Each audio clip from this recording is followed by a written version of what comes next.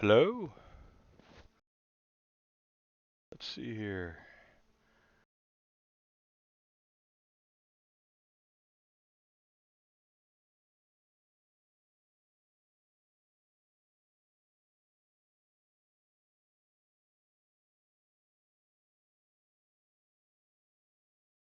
There we go.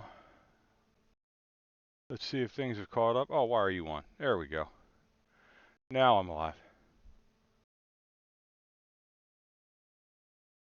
And that's working. Oh, let's start our captions.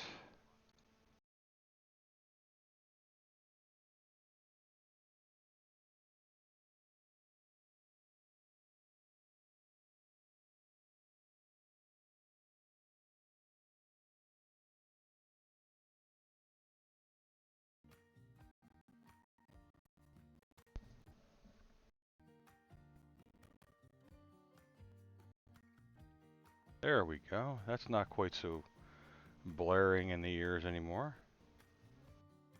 Find that window.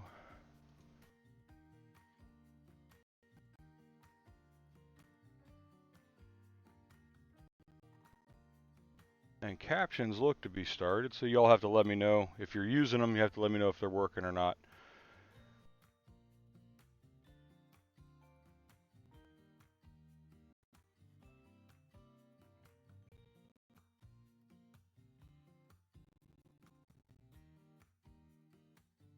Yeah, nothing's showing me right this minute, so let's see here. What does this say?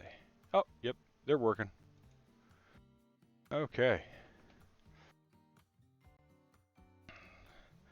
So this morning, we're going to paint up that beast that I opened up from GoodNuff. Why am I not hearing music?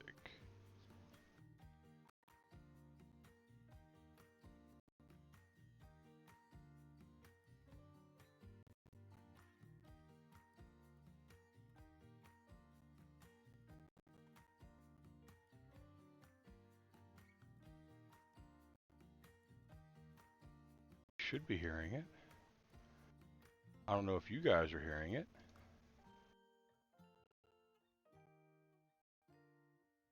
Now I'm hearing it. Apparently I turned my volume all the way off. Okay. Professional streamer here, folks. Try not to get in my way. Put this off to the side. So this morning what we're going to do, we're going to paint up, or at least begin painting up, this awesome Saurian Assault Beast by BlueWyvern Miniatures. This was sent to me in that 10 Monster Advent box that I showed off earlier this week when my audio wasn't working and y'all couldn't hear a thing I was saying. But this thing is absolutely awesome looking. Highly detailed. These spikes are actually sharp and pointy. And GoodNuff sent me a base to put it on. A little one, which I promptly lost. So I decided I would pull out a bigger 6-inch base. And then I put magnets on it so that we can have the beast either on the base in like a little diorama, or if you just want to use that in your D&D adventure, or you can pull him off and just use him free.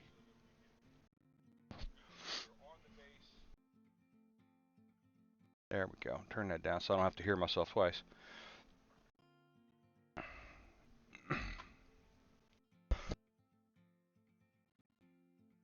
Okay, pardon me guys, I'm still getting over my cough. And I did get one new piece of equipment. I got a new paintbrush cup with my logo on it. And this, what it actually is a can cozy. But since I don't drink, really anything that comes out of a can, soda or alcohol, I thought it'd be, looking at it on fourth wall, I thought it would be an absolutely perfect paintbrush cup, and I was right. And GoodNuff, if I'd realized this before I sent you that other item, I would have sent you this. because everybody needs good paintbrush cups. Okay, so our plan for this guy, we're going to do the metal plate and a bronze or a brass, and then like a shiny gemstone in the center. I looked at this guy on my mini factory in BlueWyvern store, and there were two awesome painted miniatures on there of this actual guy. And my initial thought was right. Everybody painted up this center piece here like it was a gemstone or along those lines. And that's what I'm going to do. Not sure what color we'll use for the gemstone yet. And then I figured we could do a camouflage-y kind of pattern. Forest colors, greens and browns for the skin. And then these plates down the back, in some places on this sculpt where you look at them, they look like they might have been metal plates like this that were almost fused onto this critter's body. But they could also just be, you know, the natural raised bumpy scales of this beast. Let's see here, there's something on here. Sorry guys. Looks like kitten glitter got involved with my priming job. Nope. That's just my eyes.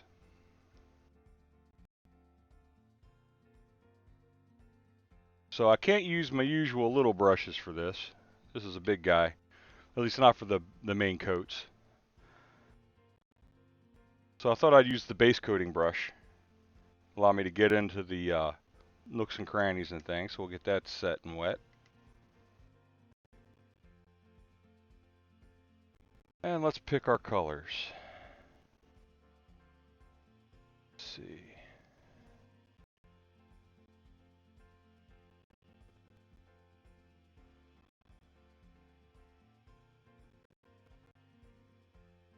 If I was smart,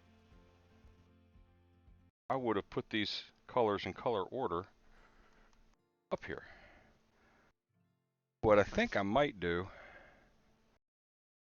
yeah, we'll go ahead, we'll use the dark troll skin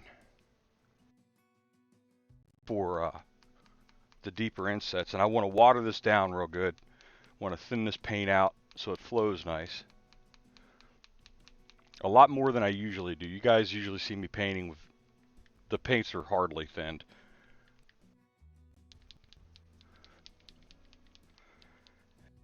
And I want to do this guy upright, so we're going to go ahead and really thin this out.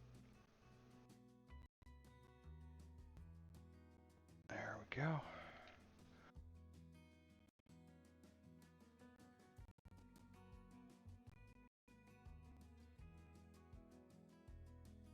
Got a fresh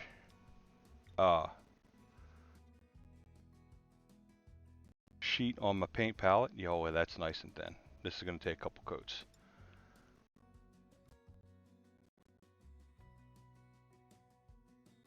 That is kitten glitter.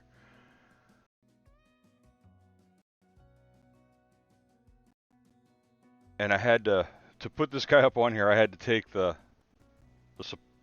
support bar off, which is fine. It just means I'm going to have to be a little more careful. We're going to go ahead and we're going to base most of this guy, even the small bumps in this green. We can go back and cover that over with other colors later. But I do want to be careful between these plates because I'm not sure how I want to do them yet.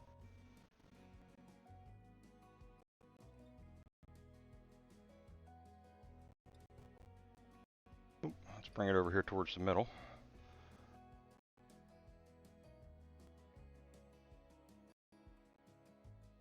And I do have the RPG community game running in chat. I have not set up sounds or anything for when battles occur, so sorry about that. I'll get there eventually.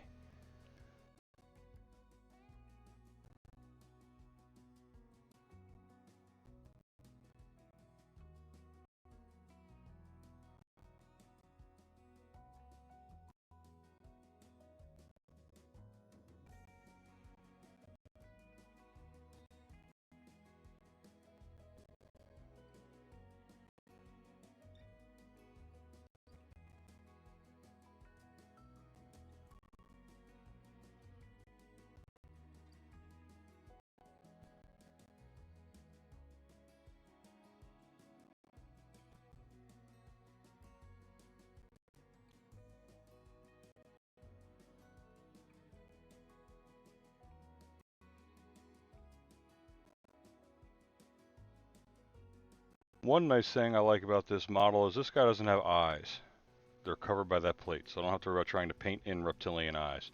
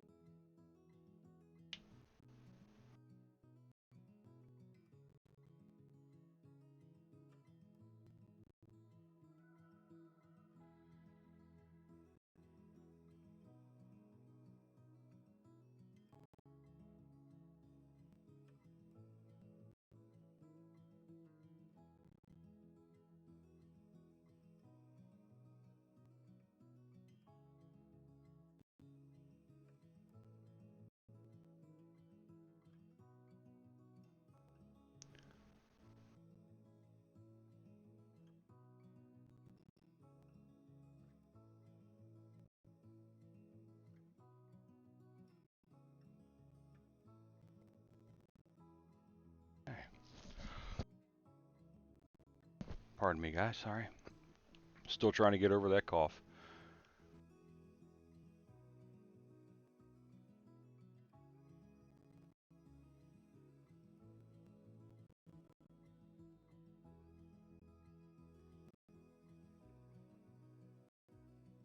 My stream is acting about perfect today. It's not like the last couple days, where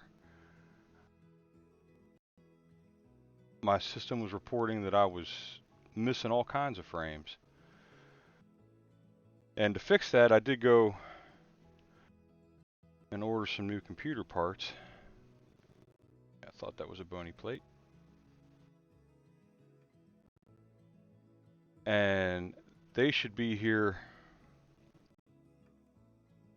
tomorrow and Sunday.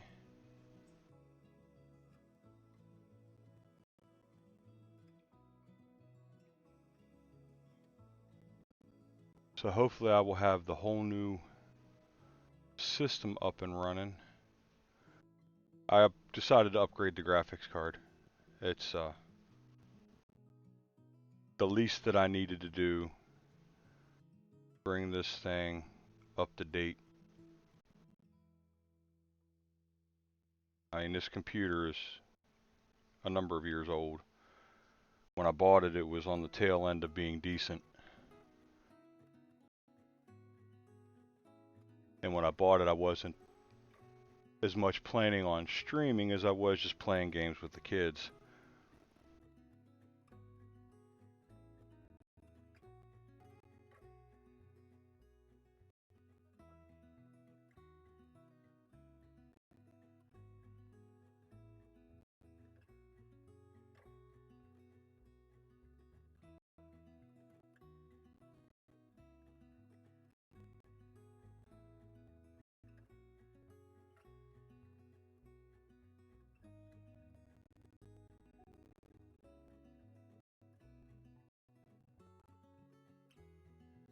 Even as much as I thin this out, I'm about out of that green I pulled out.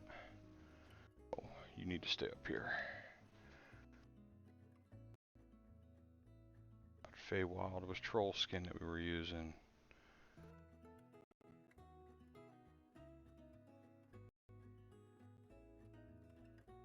Oh, right there. If I was a snake, it would have bit me.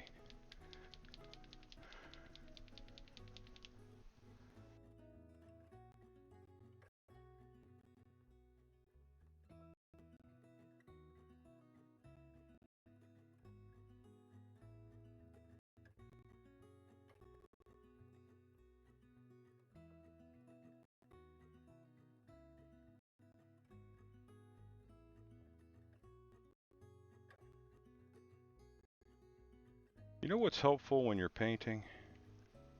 Light. Haha, there we go. Pro tip, good lighting.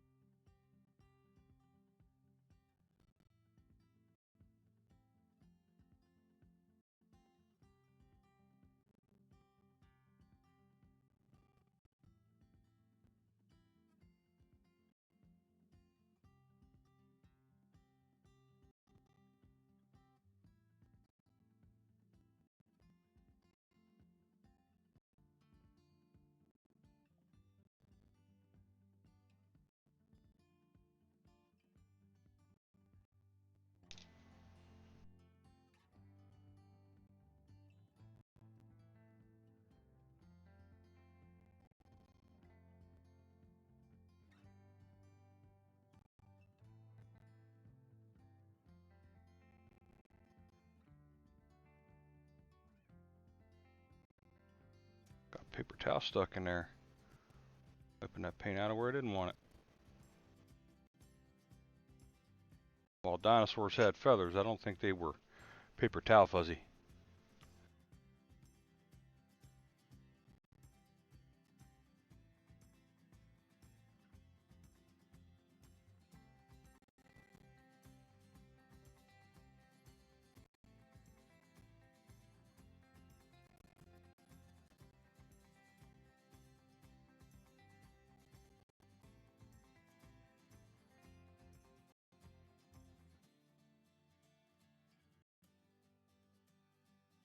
I see I have to pull this guy off the holder here to paint some of this detail too. Just to paint the backs of the legs and all that.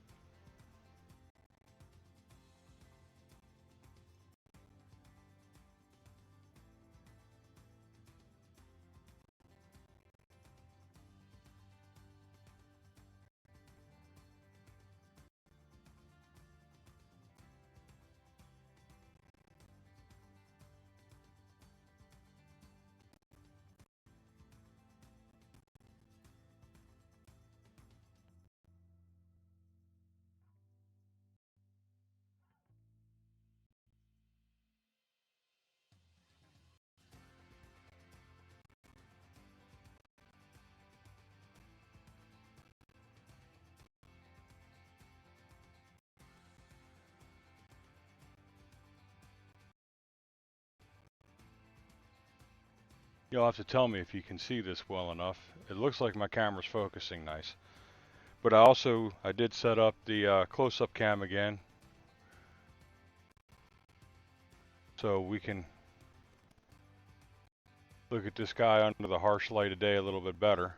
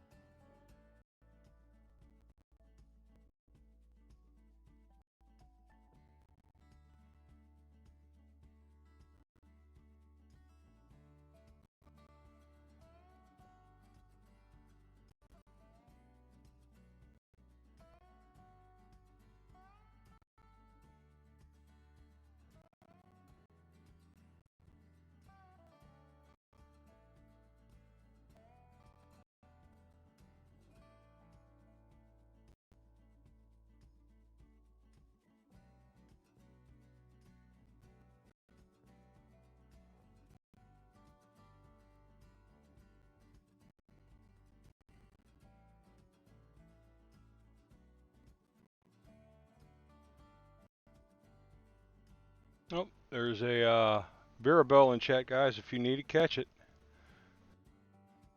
I need to get a sound for that to come up too. I tried doing that at one point. It just did not seem to function correctly.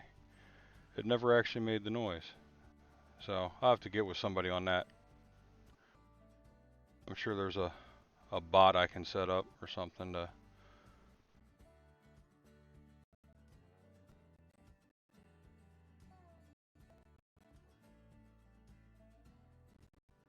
make all those sounds for me.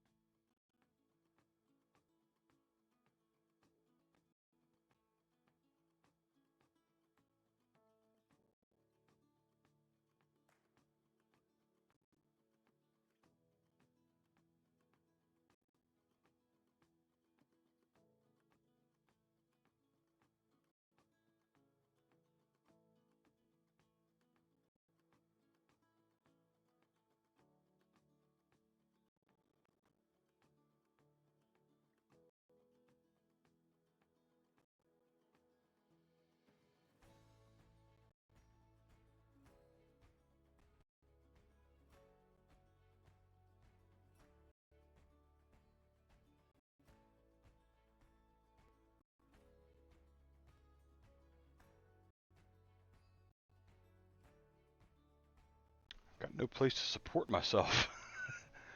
Try and get the brush in there.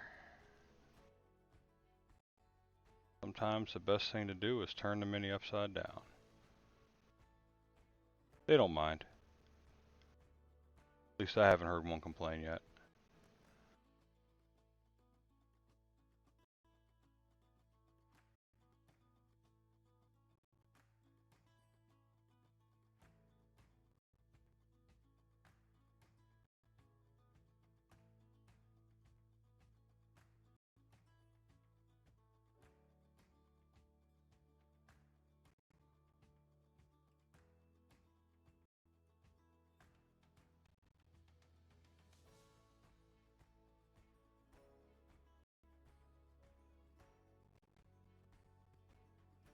Not getting, there we go. Maybe supporting my finger there will help. It's really good to have, and you really have to have, a way of supporting your hand and steadying yourself so you can get the brush where you want it to go and not where the whims of fate want to take it. And sometimes there's nothing you can do. You always have those unsteady days, but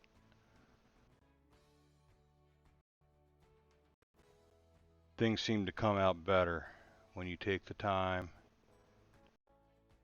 find a couple points of support. The closer you are to your subject matter when you're supporting yourself can be good too, but sometimes you have to try and go in at a distance.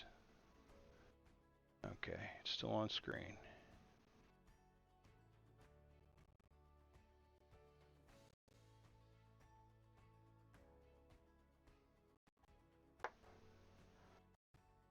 Sometimes you have to go in even closer.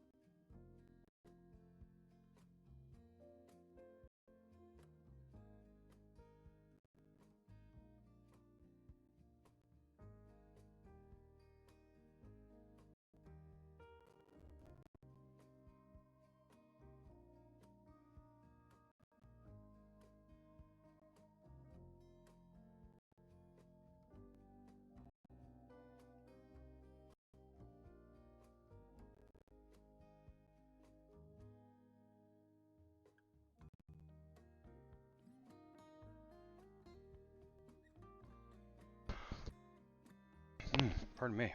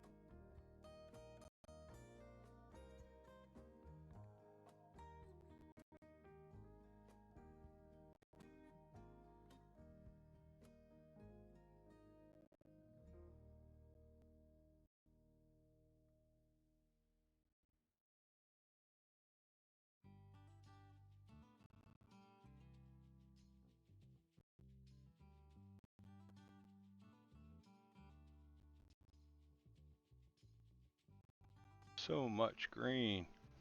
Of course, the Necrons that I was doing, so many colors.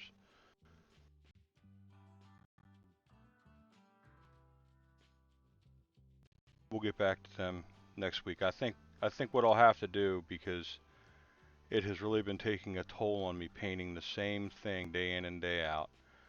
It's destroying my creativity and my desire to do much of anything. Crafty wise, I think I will have to just do a couple days of the Warhammer Necrons for my army. You know, get done what I can, and then take another couple days and do some of the D&D stuff that I want to do, so I don't feel so solely focused and it feels less like a job and more like the fun it's supposed to be.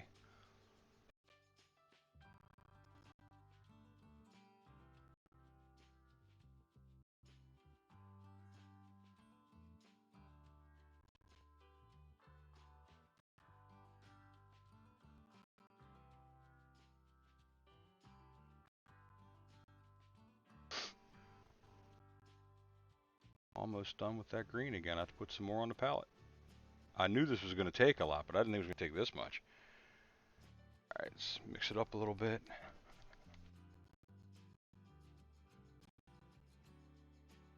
There is a color correlation chart for these D&D paints. These are the Warhammer D&D paints. And I think I have the big bottle of what Troll Skin crosses over to be. I just can't remember what it is off the top of my head.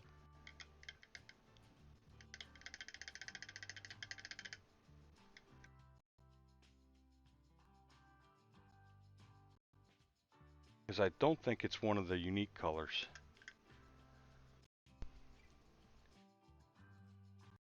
And I'll have to pick up a bigger bottle.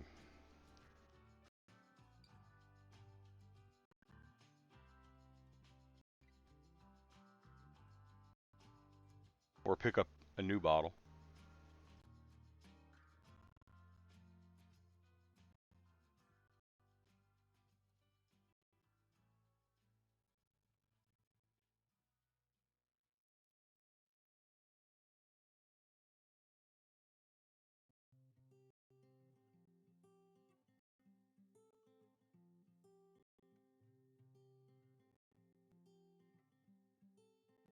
And my father also got me the new Army Painter 2.0 Speed Paint Mega Set. So I have that too, but I didn't want to use that on this because I am not comfortable with speed paints yet. I've only used them a couple times. And everything I've read, all the stuff that they have online says you should prime your minis in white to use those paints. And I don't know that I'm ready to do that yet. I like priming in black and gray and building my colors off of it. But I also understand that speed paint is a totally different animal that you have to get used to.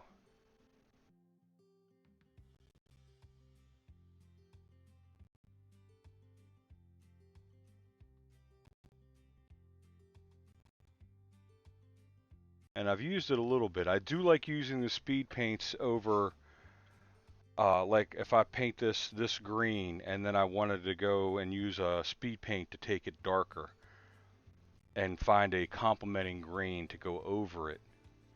I've done that, and that I think looks fantastic. It does, you know, a lot of your shading and all for you. Just come back in, a little bit of highlights and you're done. But I'm not quite ready to start out and solely do a speed paint.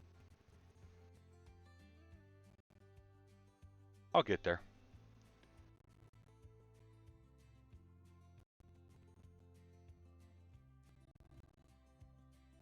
And the only reason that I got that Army Painter Mega Set is because it came in a set.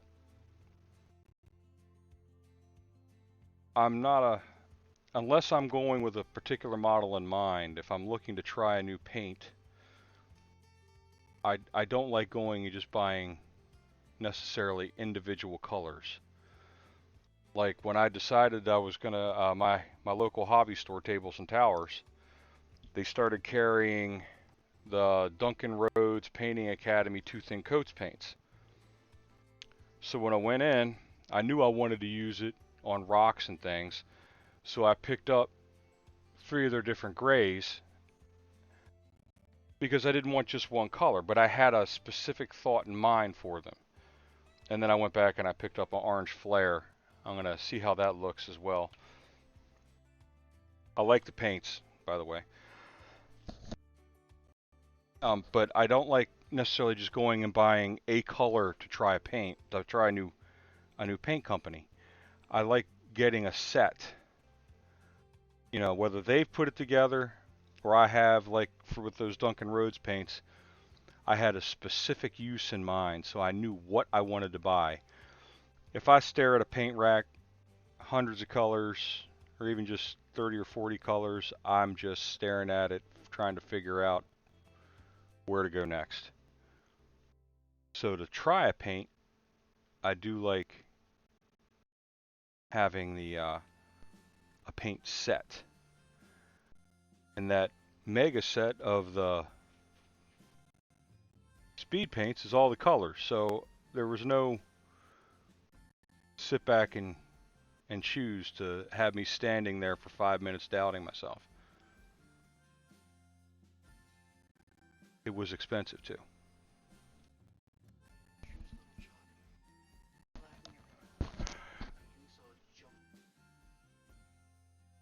And that is totally the internet because I'm not dropping frames or anything right now. Everything on this looks good. But thank you for letting me know.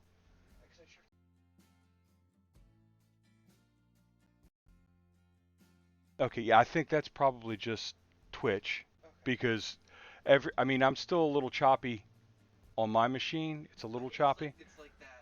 But I'm not having the network issues I was having the last couple days. So, yeah, it's just the camera being slow. It's funny because all my cameras are being slow this morning, and I just restarted. Yes, they're fresh start every time. Yeah, I'll figure it out. Thanks, buddy. Sorry, guys. Dragon Phoenix trying to tell me my stream's all messed up. No, apparently it looks choppy. If you guys let me know, does it look choppy to you guys? I'd like to know. As far as I can tell, my system is running better today than it has in the last week.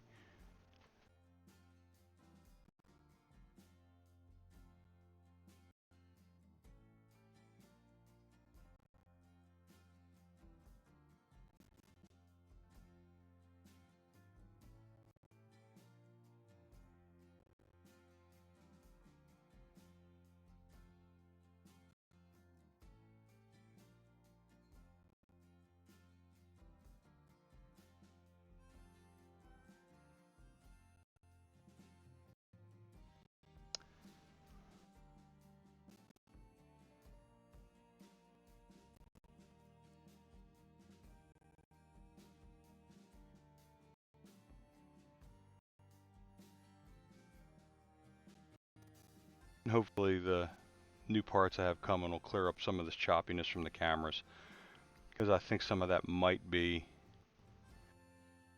just lag from how much is running on this machine.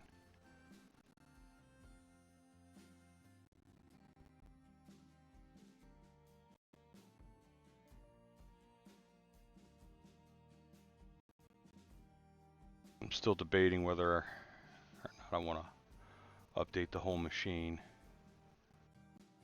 I already know what parts that I want. I want to put a Ryzen 9 in it, new motherboard, DDR5s. I've got all the parts picked out. And if I have to, I'll pick them up this weekend. And my hardware guy and I can get that all set up. It's a little more water than I wanted.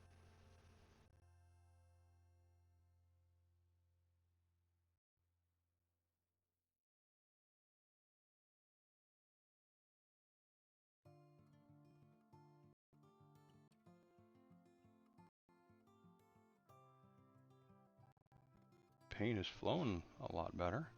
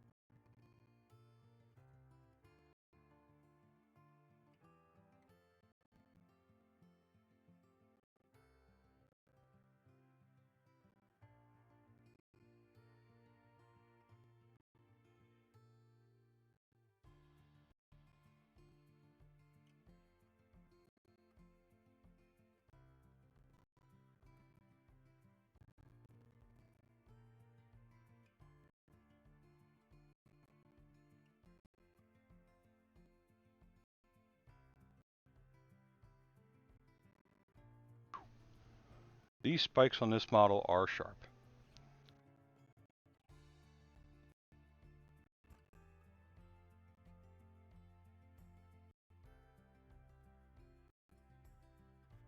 On a good note, that means that I can hold the model a bunch of different ways without touching the areas I've already painted. On a bad note, it can be a little painful.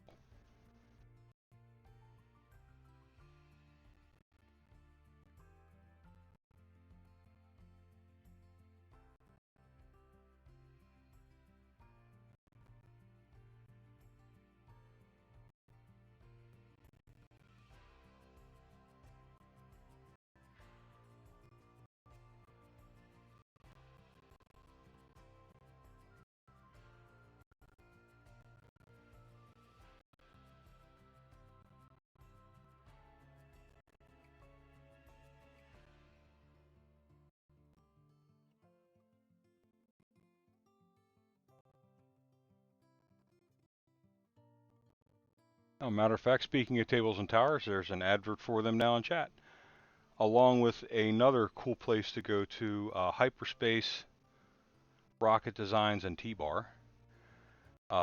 May sound like an odd combo, but two of my former students, or two students that were at the homeschool co-op that I helped with when my kids were there, they run it. The young woman blends her own teas, will brew them on site for you in hot or cold, your choice. Or you can buy bags of the tea to make it home. I really like the blueberry tea. I can't remember the name of it though. I'm sure she knows it off the top of her head. But her blueberry tea I thought was really good. Very nice, light flavor. I think it might be better iced than hot in my, I haven't tried it iced yet, but I think more of the flavors would stay if it were cold brewed or something along those lines, or, you know, just brewed and then iced.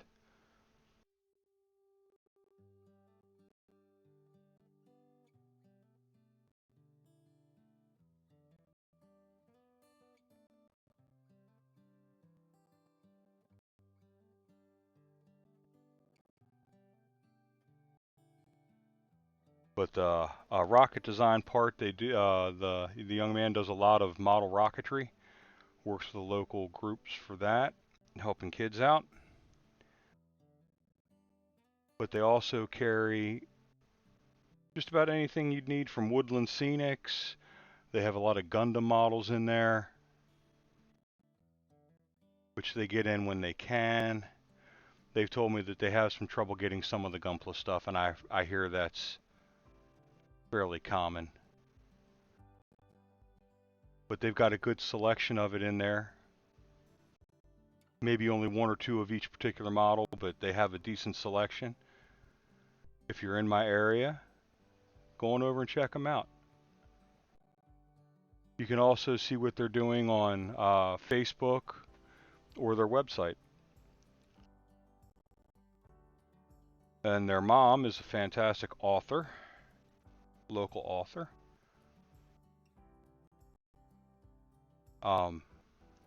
She also does amigurumis, which if you go into the store, you can adopt one of the amigurumis. They come with a little adoption packet with information about them and a name and all that.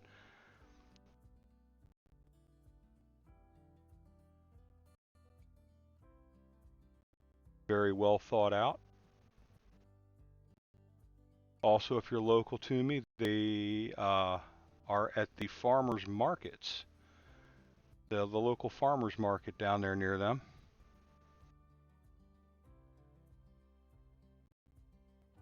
Every Saturday morning.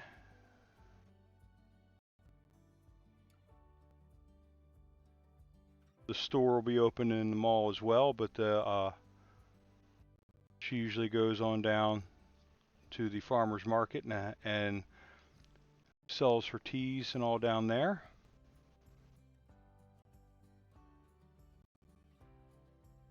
Unfortunately, it's a little early for me on my weekends. It's usually on Saturdays. Since I don't get done my primary job until about 1:30, 2 o'clock in the morning, I'm usually sleeping in till 10 or 11 on Saturdays. I don't get up early to stream or anything, so. Wow. Gib gabbing and we have a green coat. Almost. Almost.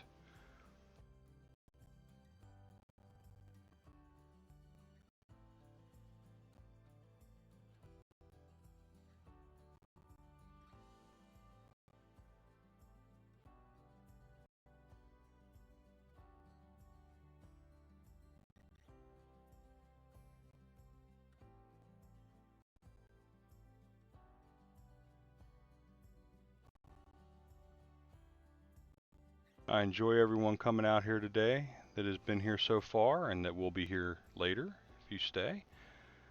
I like having someone to talk to, with, or at. Help makes the crafting time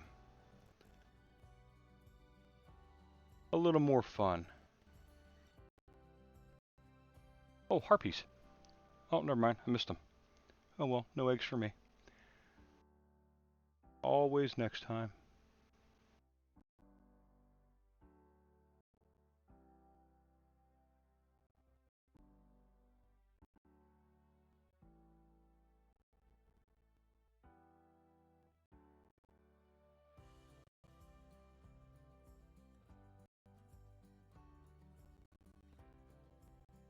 Working on all those Necrons, since I'm doing them in the batches, I haven't actually spent individual time on a single mini in quite some time. It's kind of nice to just focus on one guy for a little while.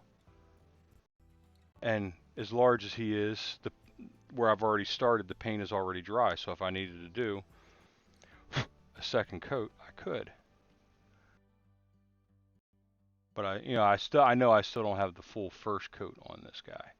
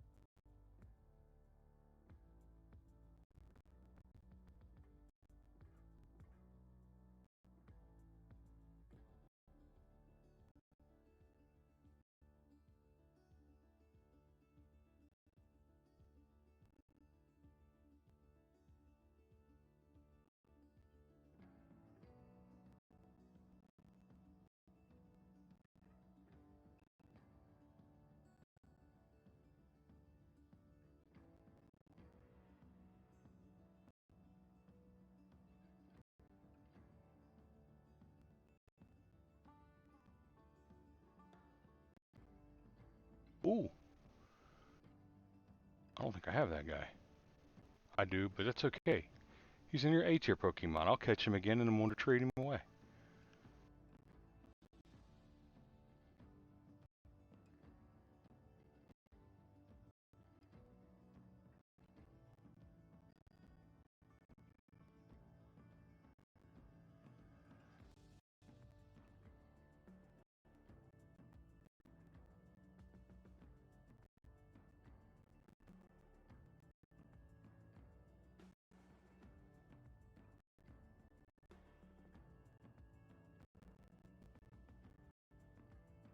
Okay.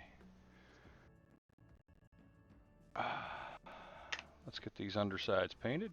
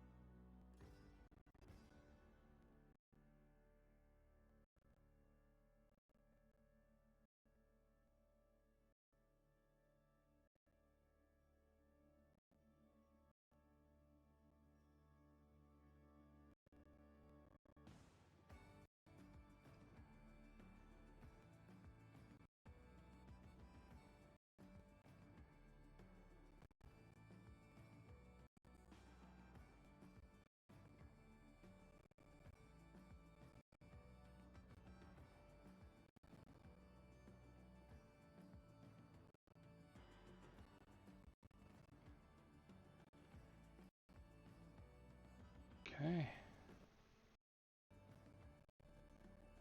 Oh, it's just spot right in there.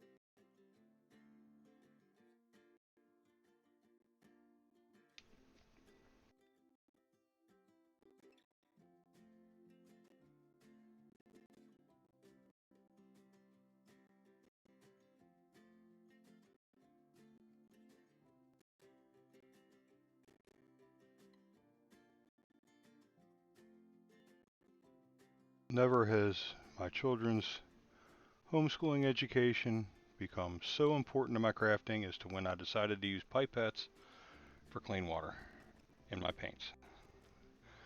Their science classes really helped out. To get them at a decent price, you had to be buy like a 500 pack. So I have these things for days in a package here in the basement, in the craft room, the basement. The craft room is in the basement, but the whole basement is not the craft room. Although my wife would say that I've kind of made it that way. But that's okay. Gotta have a little bit of room.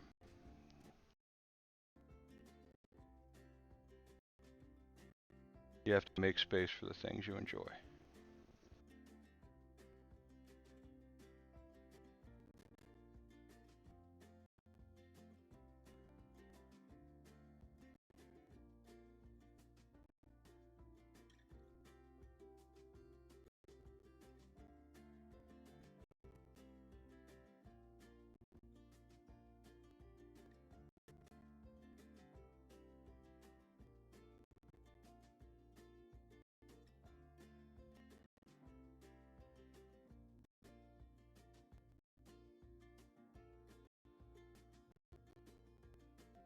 This may take me more than a day.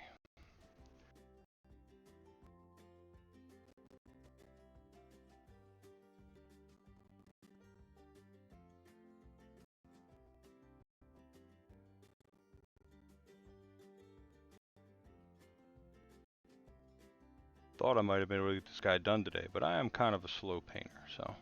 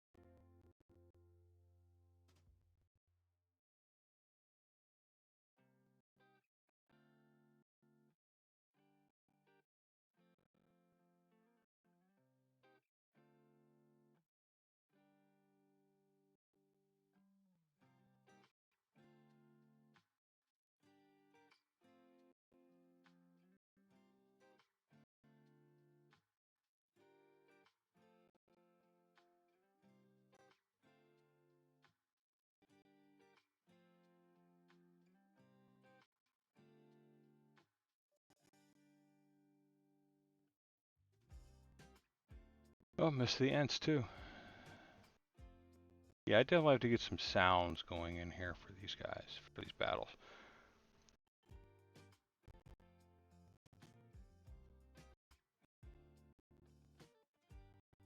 I don't know why I still have this song on the list.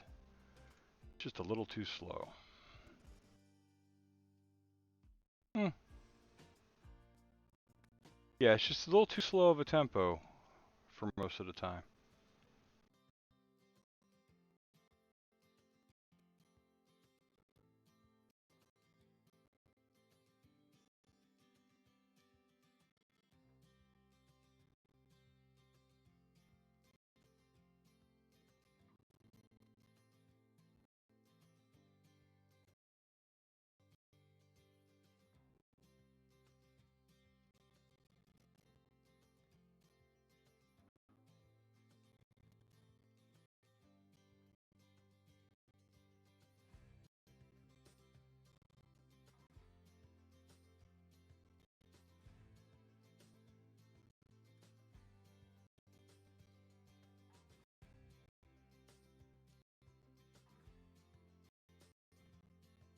I think we've got our base coat of green pretty well down there.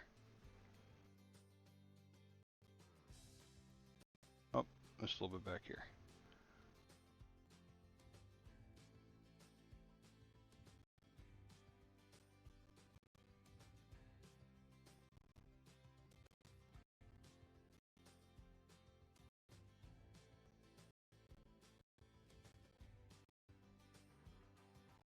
Okay, I need to do in between these armor plates.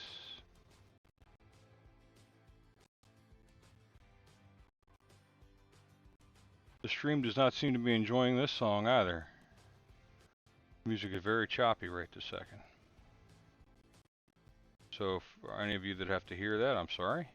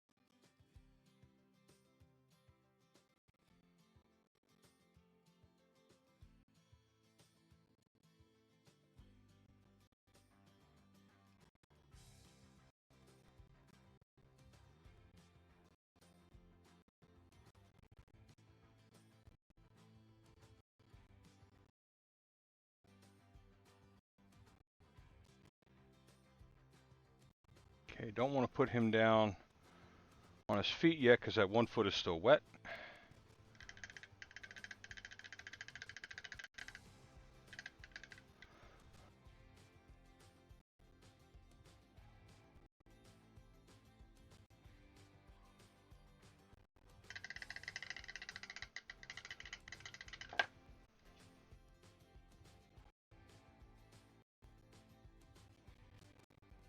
Okay.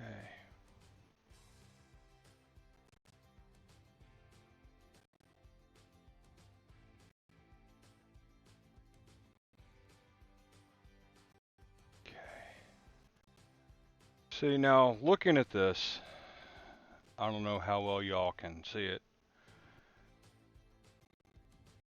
Where all these plates are, there's like little raised rims where the spikes are coming through. And up here, these look like normal, like where the skin will be poking through. But these look like they're a part of these plates, almost like this is an articulable armor that has been just placed over this guy's spikes for sending him into battle. And the spikes would probably be bone, but these look like they might be metal plates. I think I'm going to paint him up like that. And these plates along here, the big plates, I think those are going to be metallic as well. I think that will look absolutely fantastic. They're not going to be a shiny metal, mind you, because, you know, battle and all. But I think they would have started out as a shiny metal, so we will go ahead and begin with that thought process in mind when we paint that armor.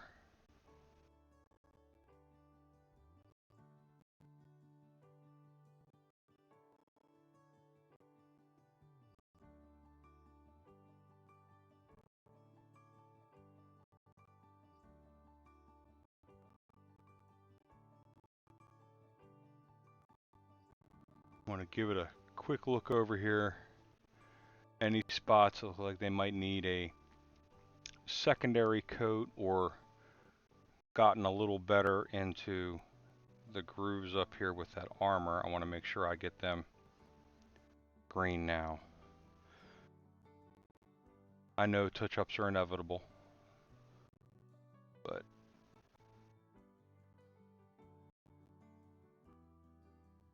I do want to try and get it as coated ahead of time as possible. So anybody out there watching, what have you been working on lately? What is your latest project? How's it coming along?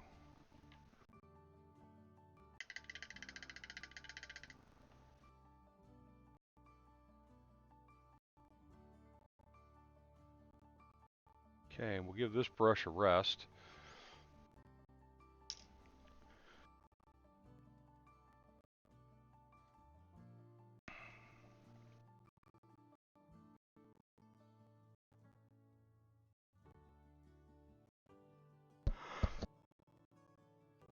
Pardon me, guys.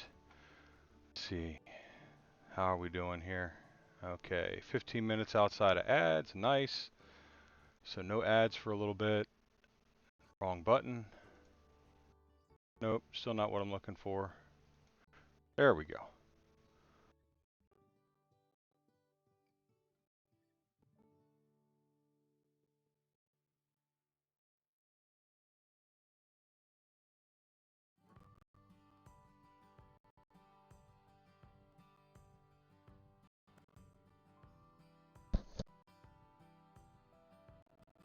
Pardon me. Let's warm up this Wonder Tack and get on here, and then we're going to start on that armor. I think this is where we're going to make this guy stand out. Wonder Tack. This is blue tack.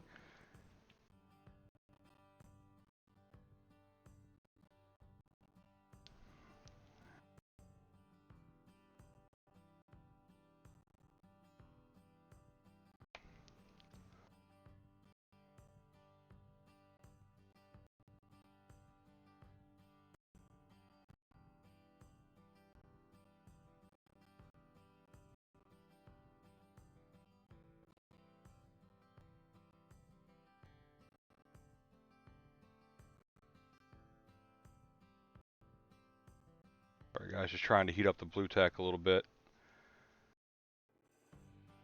100 Johnny realized and told me that it tends to stick a little better if you warm it up first by kneading it in your fingers. And he's right. If had I known that, I probably would have had a lot less issues. I think I'm going to go out this weekend, and I think I've got a Forstner a bit large enough. I want to make a base to set this in, so that when I set it down with a big mini in it, it's not wobbly. Because I love this Foxbite gaming handle, but that is the one thing that I would change on it. And I believe they did that with the latest update that he did to them. I believe he's got a base that it can set in. I know he was fixing the magnets and the metal plates. I also want to make some more of these pogs. Because as we know, I usually paint minis in, a lot at a time. And if I have a bunch of little minis, I want to be able to go from pog to pog to pog, or from skinny syrup cap to skinny syrup cap, depending on which holder I'm using at the time. Okay, so metal for this. We has options.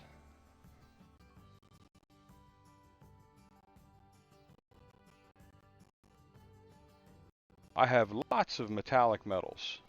These are Vallejos.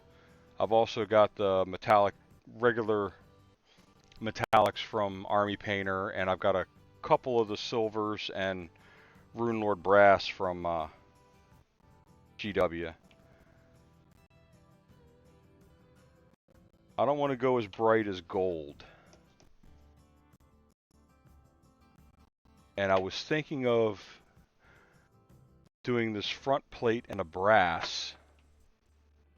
Either the brass or the hammered copper. I like the hammered copper for that. But we've also got, let me see, where are the, well, the silver and the silver dragon are kind of closer to a chainmail silver. Drugar metal is always a fun one for cursed metal looking objects, and you know what, that might actually do well for him. There's also cursed blade, which is like a dark brassy tin mixture. And then dwarven bronze, which is really close to the brassy bronze of Vallejo. Let me see, I don't think I have any other metallics besides the non-metal metallics that we're going to use to make the gemstone. So let's see here. And where is it? I have a bottle of, nope, that's the wrong one. It's a tall bottle for the bone that I'm going to use. I went and bought a color specifically for one mini because I needed a good bone color and couldn't find what I wanted and what I already had. There it is, Drake Tooth.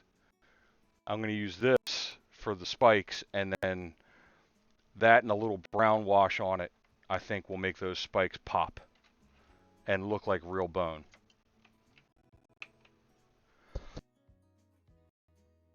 Oh, missed the boars. Oh well, no raiding the desert for me today. Let's see here, let's do that, that, and that. Hey, we did some damage there. Anybody else come live?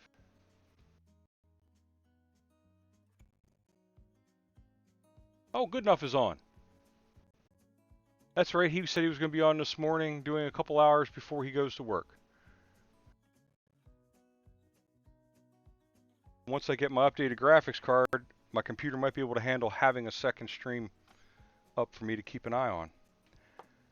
Alright, let's take a look here. We're going to do a couple plates in Cursed Blade.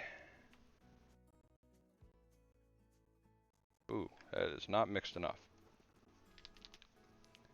Let's get these things here. and then we'll do a couple of the back plates in Drugar metal, see which one we like to go with, and then run the whole beast in that one color.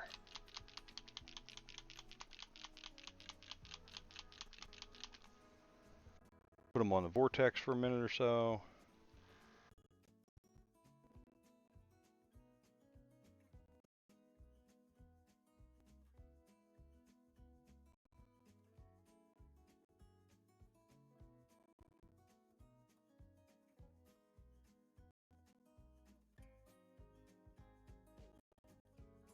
Okay, let's try this cursed blade again.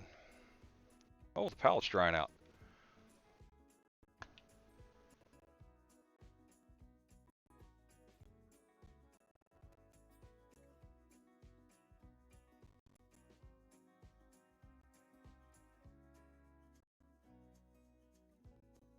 There we go. Smooth this out just a little bit. I think I got it way too wet now, so we'll be careful. Okay. That's a little better consistency. It's way too much paint, but I need to replace a lot of these as I go through here anyway. Oh, that Drugar metal looks nice. Or Duergar, I don't know how you pronounce that. The Deep Dwarves. So we'll set those over here. And I still think I want to use this regular brass for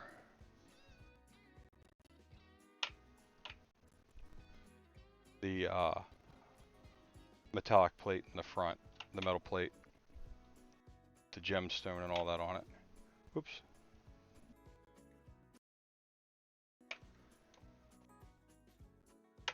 There we go.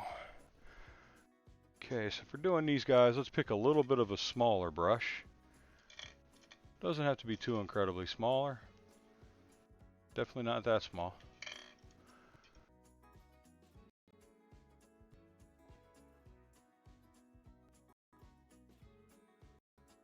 This is an Artist Loft, and again, just a cheap brush from Michaels. It's the #1. It's smaller than the one that we were using for base coating. Let's take some more water on the brush. Okay.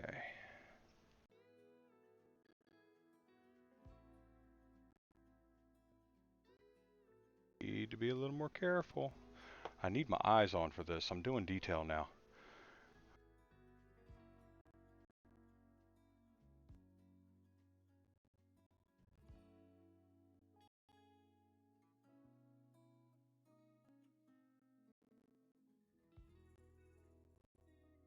There we go.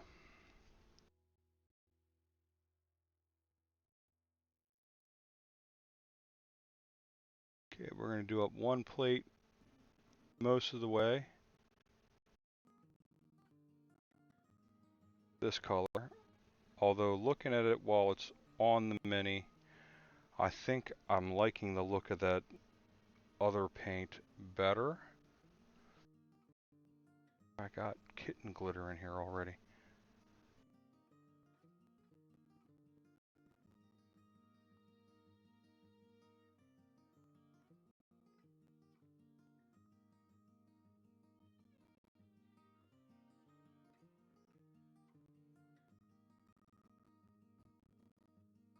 That's too thin. It's running everywhere. Never thought I'd do that, over thin a paint.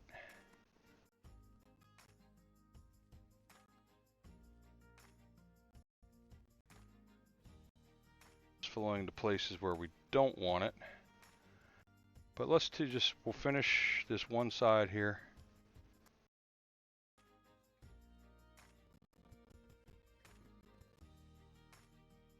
Clean the brush real quick.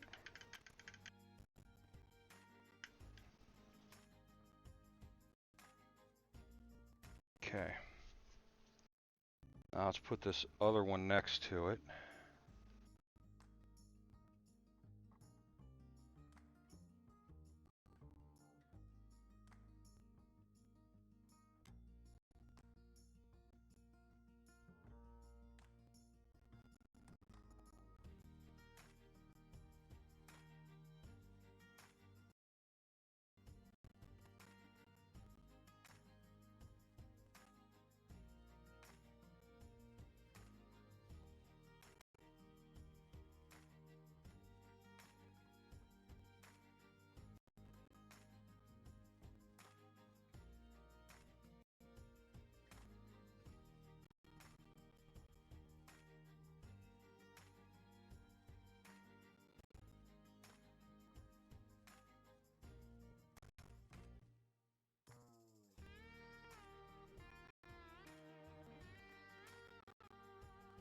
don't know. I don't know which one I like better.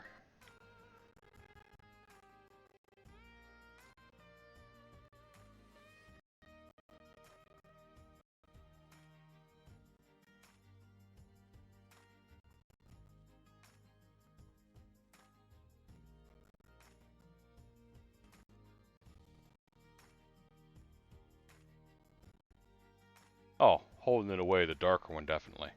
Okay. So if you're ever wondering whether or not it looks good, keep it at arm's distance. If it looks good at arm's distance, that's all that matters. Because most of the time, you're not going to be looking any closer.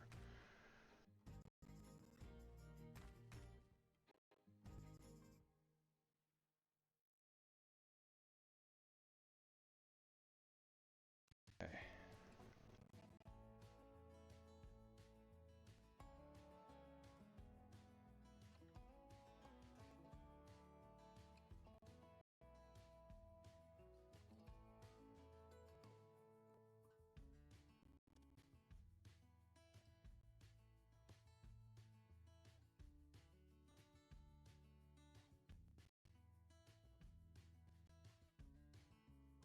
Okay, we're going to start working our way from the back to the front because this area up here where the paint went real thin, we're going to have to repaint green again before we go any further with it. So let's start back where we have all dry paint, and then we'll make our way forward.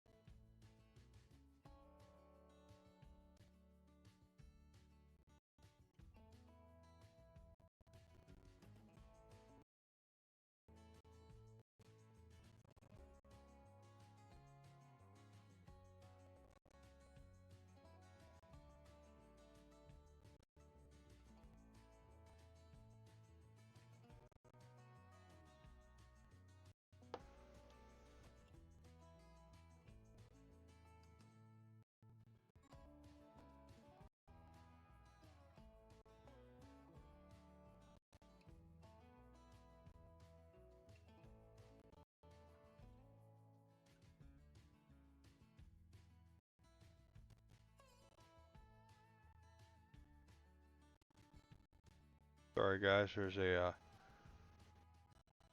errant brush here that is driving me up a wall. Welcome to being me. Sometimes it's the littlest things.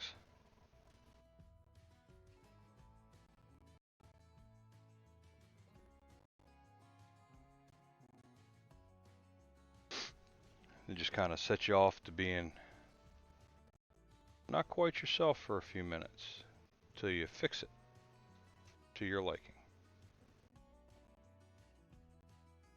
And for this one, it actually entailed me pulling that hair out of the brush.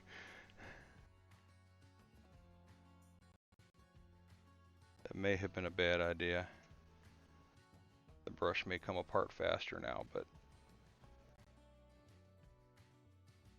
I think my sanity was more important for this little project.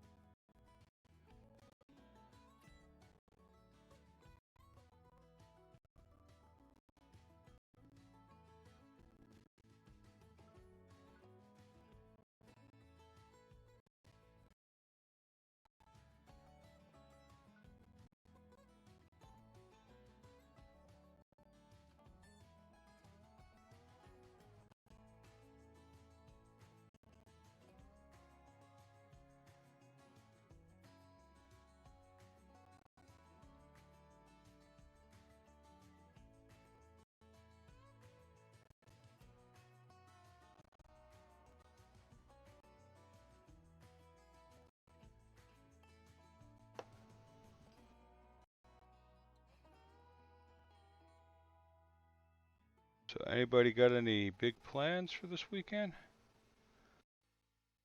Any fun going on out there? I hope so.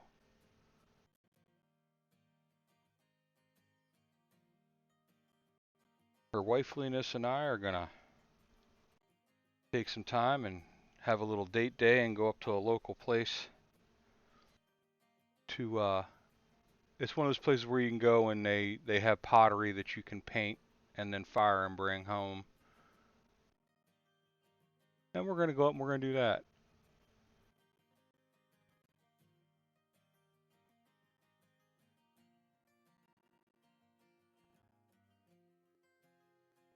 That should be an enjoyable way to spend Saturday. We don't get out often enough.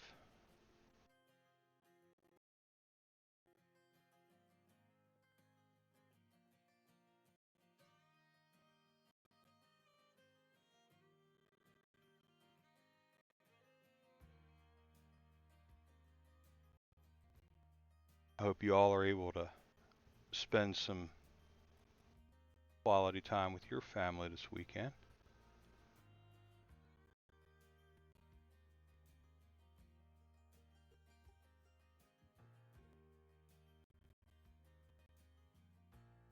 Oh, Zubat escaped.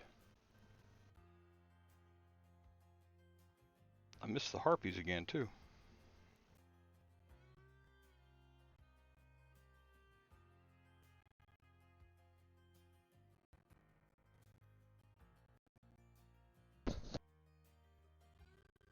Pardon me. I've been told it'll take a week or so to work this cough out.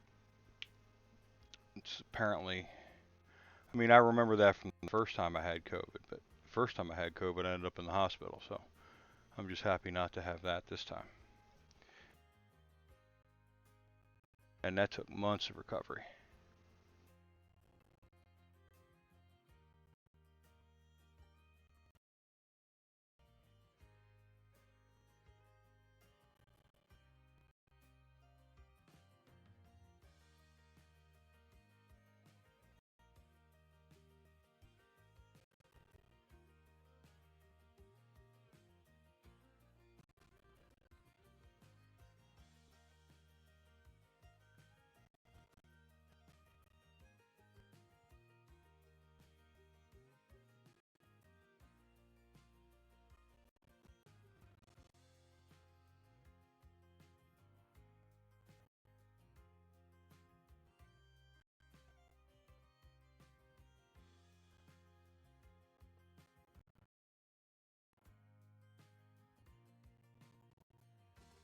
Set this down for now. I don't need the actual handle part. I need to be able to roll this guy this way.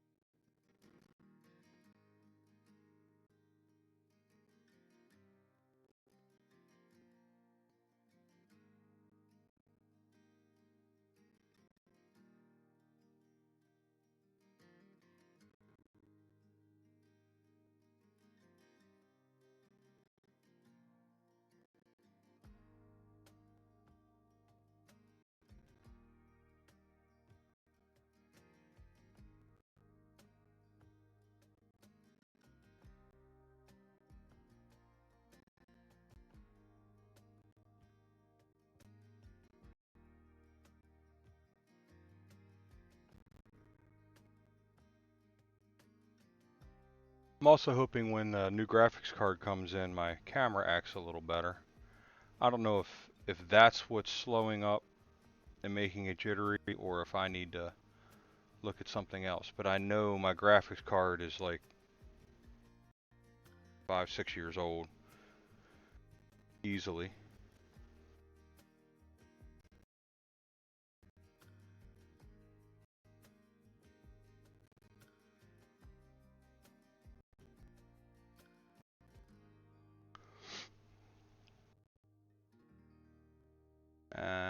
not gonna discount the possibility that it could be an overloaded USB 3 bus too.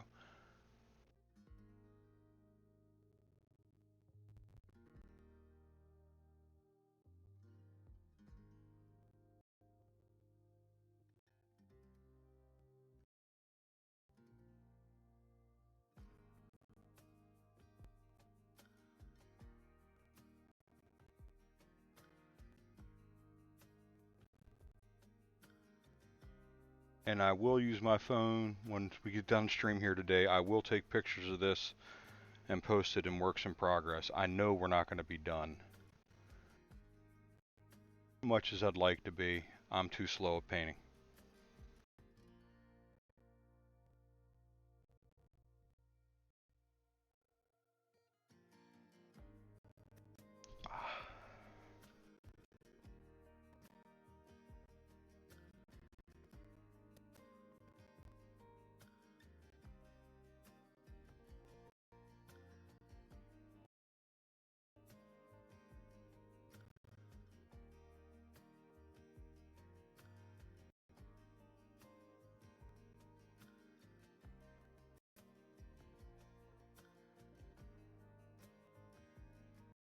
But we are making our way quite nicely up the back of this.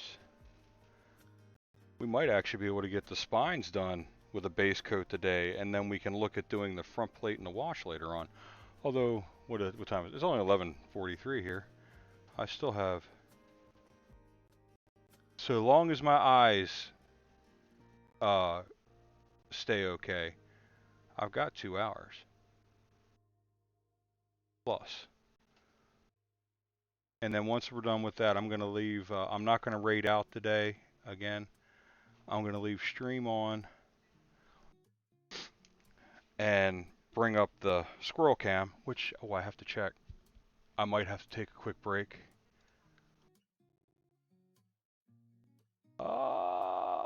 Yes, it looks like there's a little clutch of eggs in the coop, but I'll give that hen some time to clear out.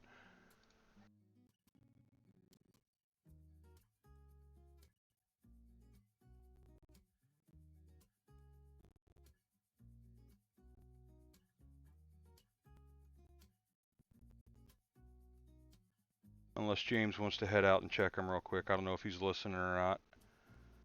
There's a couple eggs in the coop. We need to bring them in.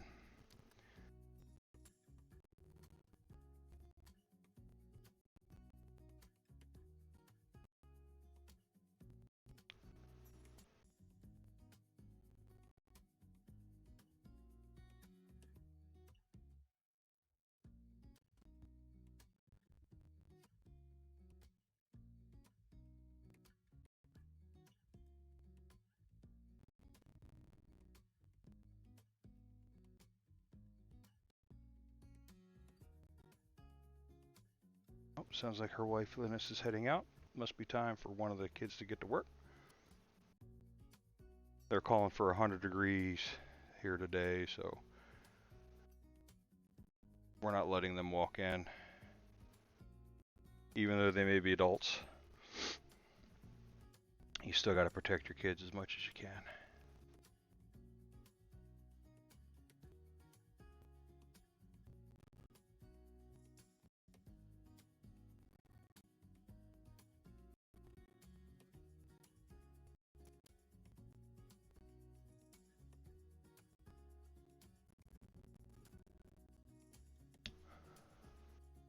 I think that looks good, because I'm liking the darker of this metallic color more than the bright, because I think these guys would have been like on jungle forest lands and things like that, and this would have been part of their camouflage,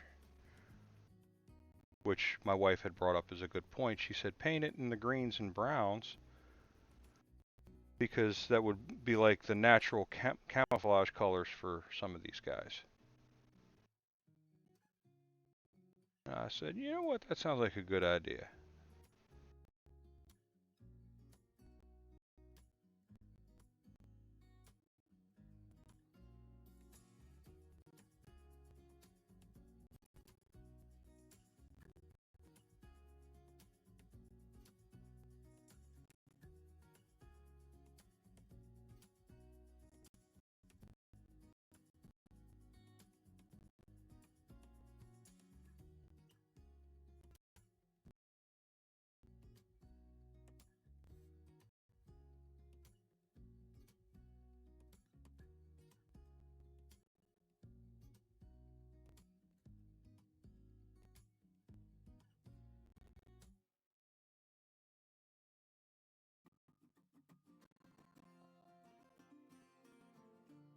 See, I'm going to have to go back in and touch up the green in here anyway.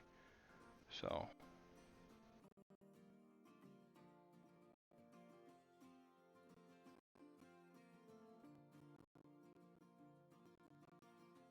That'll be something we do here. I think once I get the bone color on, because I may have to touch up the metallic color.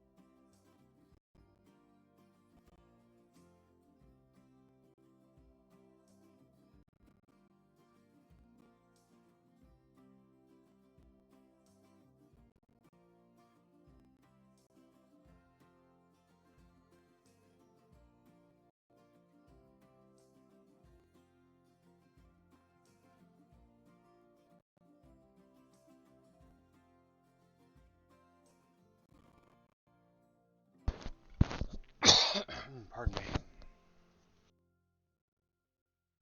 Okay, guys, here we go. Up towards the end of these, where I'll have to touch up that green before we move forward. That's okay.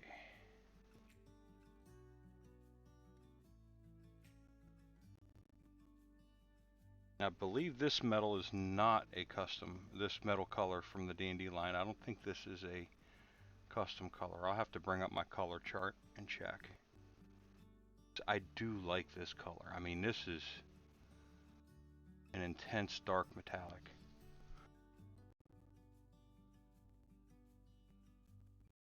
And if it is a custom color, I'm going to have to get another bottle.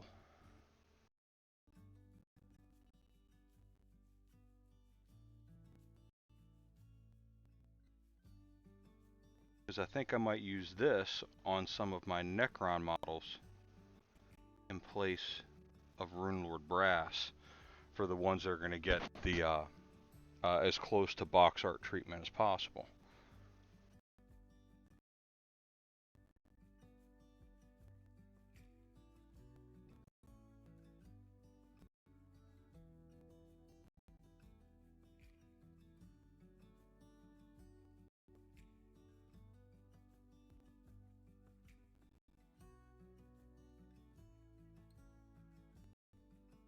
Missed the coal titans again.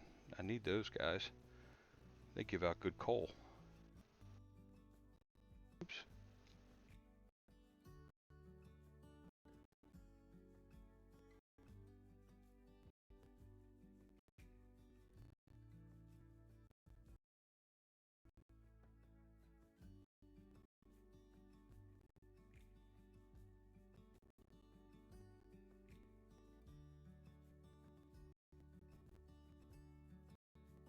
Starting to get a little unsteady here. Went real wide with that Rune Lord brass where I didn't want to. A little bit of overpaint, I don't mind, because touch-ups are always necessary. Why it's a base coat, not a final coat.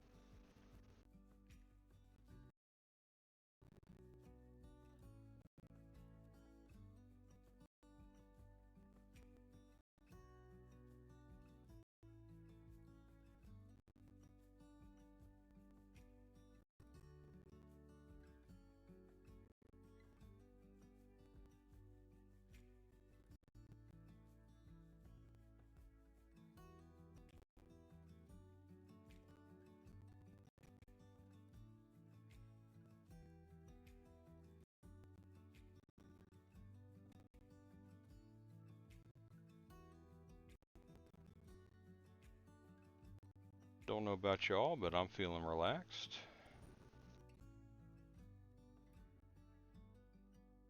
There's an ad for Vooper. Amazing digital artist. She did my logo. She did my subscription badge, subscription month badges. I need to get with her to make me some emotes. And work with her maybe for some larger projects, banners and such.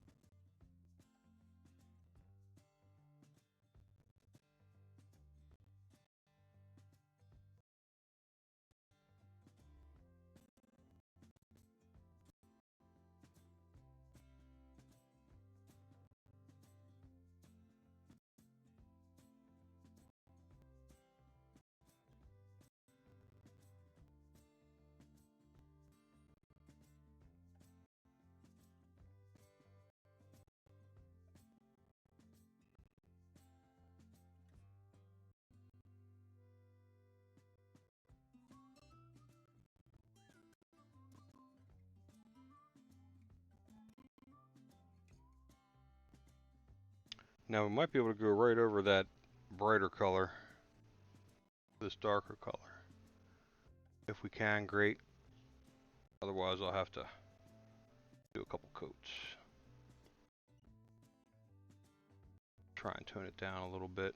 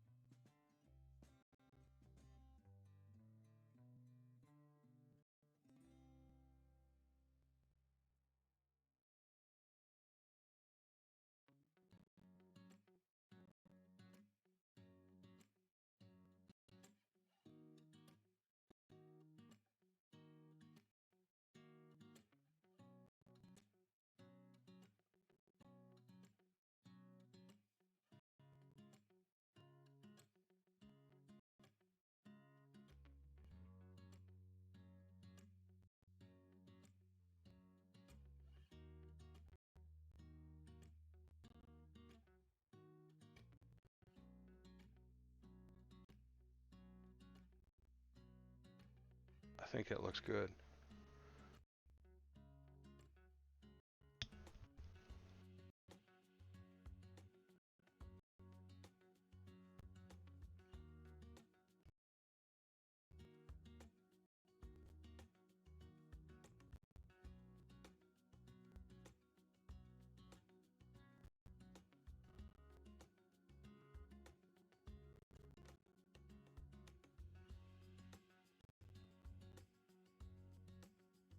See how well this covers.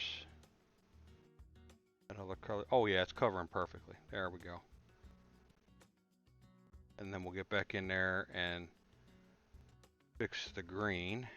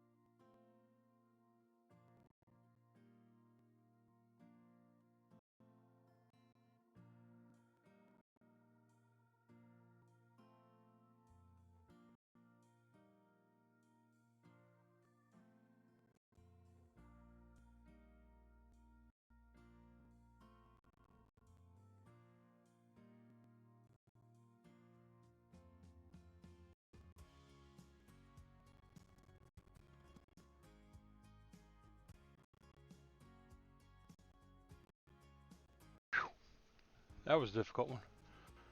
Okay, Wingull, do I have it? Yep, sure do. Well, let's just try and catch it anyway. Go for the weekly misses.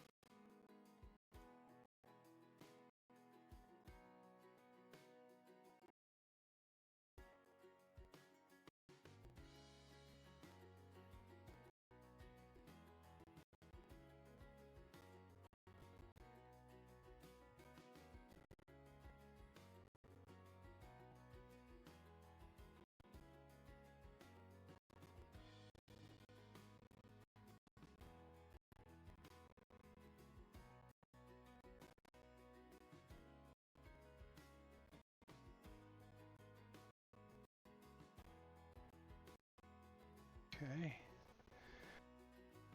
Let's go back here real quick.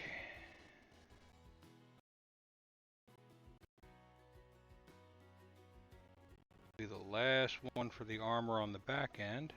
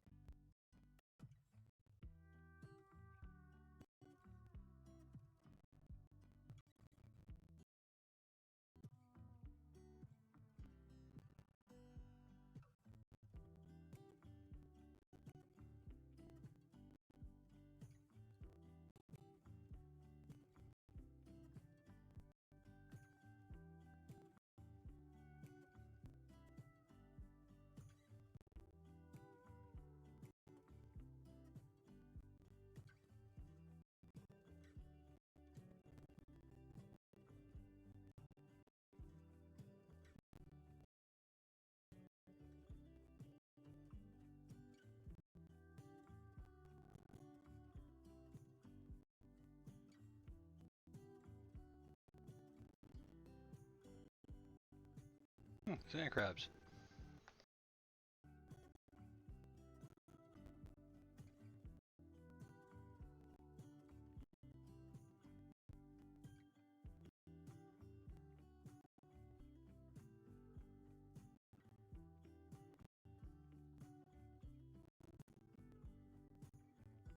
Okay.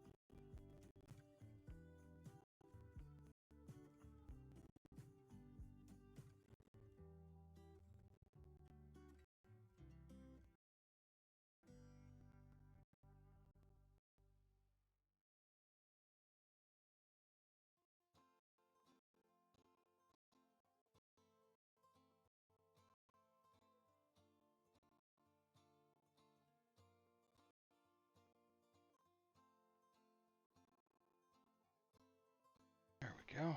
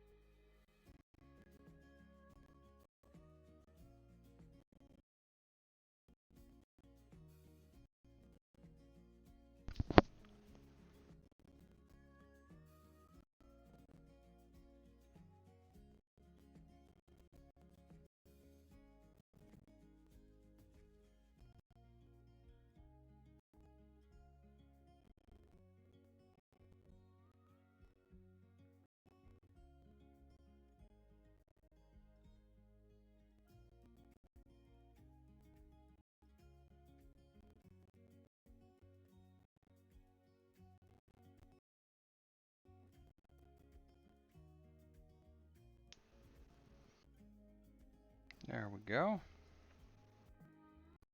Those two legs look to be done.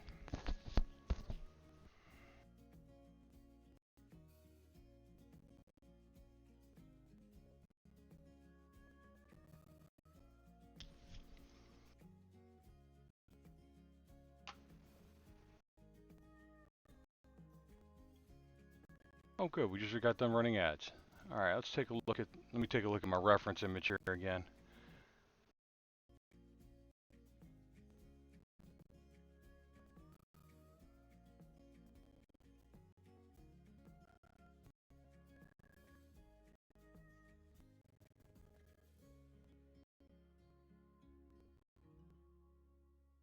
Okay.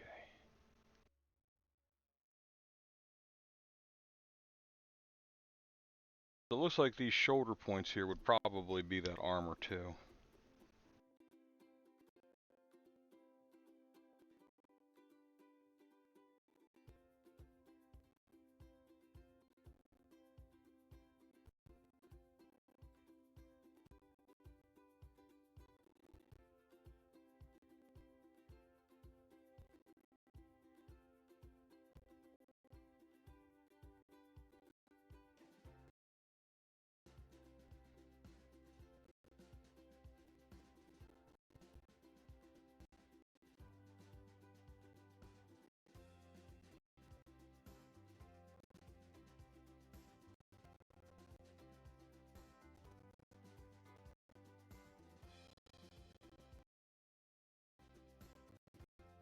Oop, let's keep my head out of the way.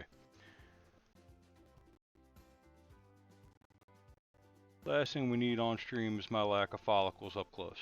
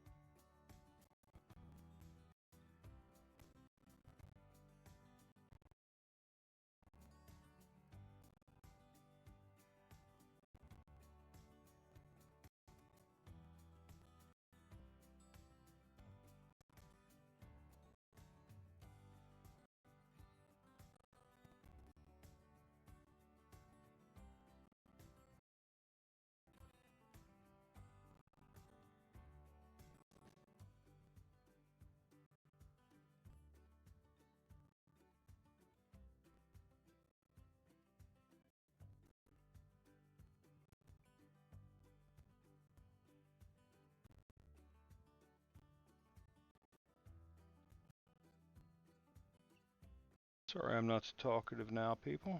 I am just kind of concentrating, so.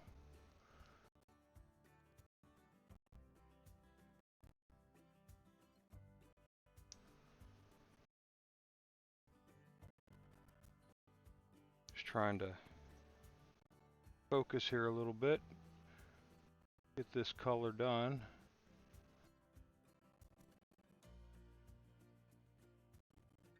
At which point we can move on to bone. And then we'll take it off of the holder to make sure we get all of the underside bits of armor back in here where it's harder to see and reach from this side.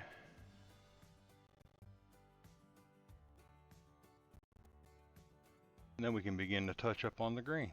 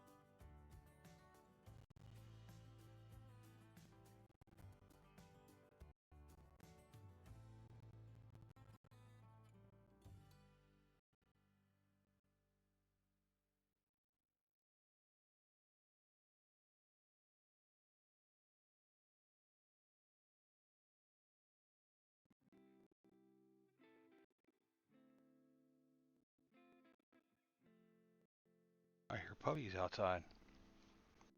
See if that chicken's left yet. Yes, it has. Okay, I'm gonna be right back, guys. I'm gonna take a real quick break. I'm gonna clean this brush.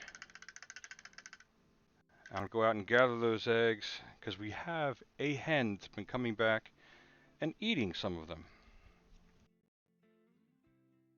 So, with that said, I'll go ahead and go to the be right back screen.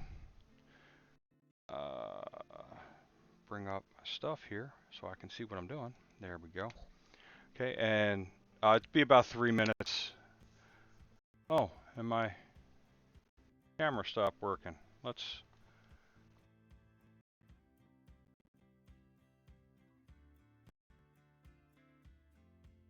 Oh, wow. There we go. Let's see what happens now.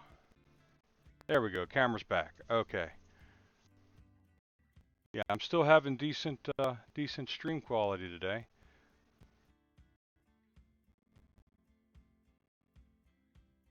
So there we go. And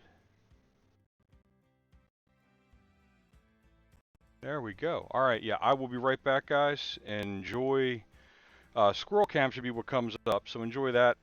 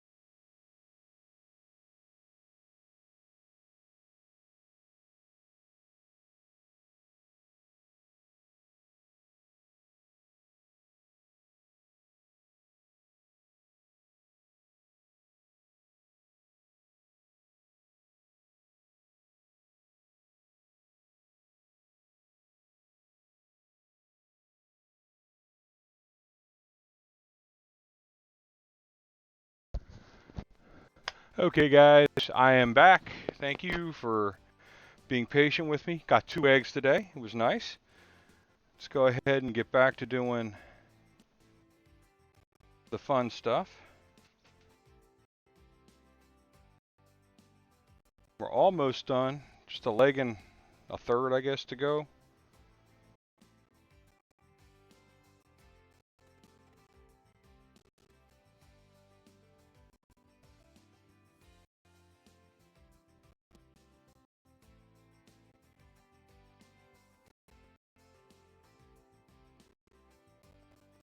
Let's back off a little bit there.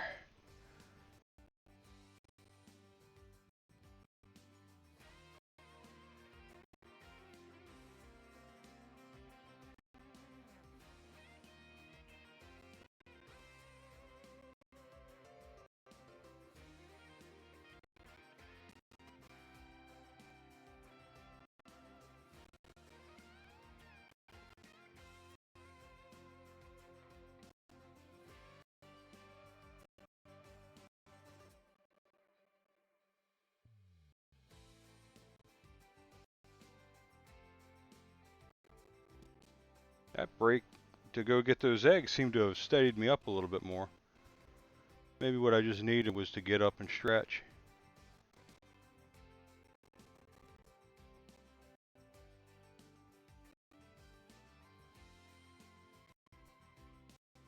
No, it's still a little sloppy.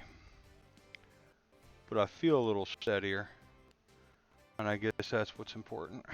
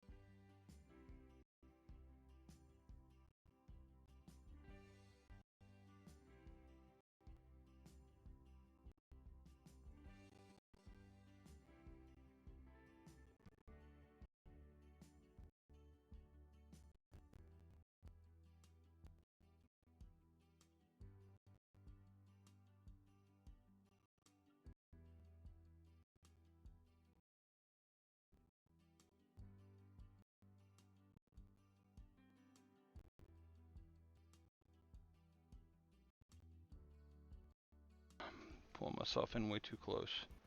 It's making it hard to see where I'm at. I know it doesn't sound right, but especially with me being nearsighted and I focus better when things are up close, but I was a little too in my own way. Okay, those guys are looking good. Now we'll do this back leg, and then we can move on to the bone color.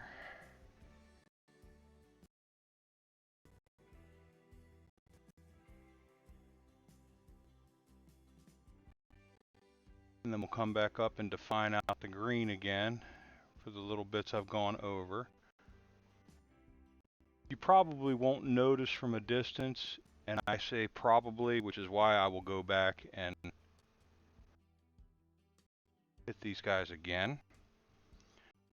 Now this is called a Saurian attack beast. I think this was designed as like a proxy model for Games Workshop, Warhammer 40K, or Age of Sigmar, or one-page rules. They have a Saurian army as well. But this would also work really good as a D&D beast. Something magically controlled by an evil or even a good wizard. You know, it's all in perspective, I guess, as to who the good guy is. May not even be a controlled by, it might be an enhanced by. And in return, this beast helps guard the wizard's tower or the city. And again, it's probably more than likely some poor little gecko caught by some crazy wizard, enlarged and tortured into this beast, and set about to guard whatever treasure he had or has.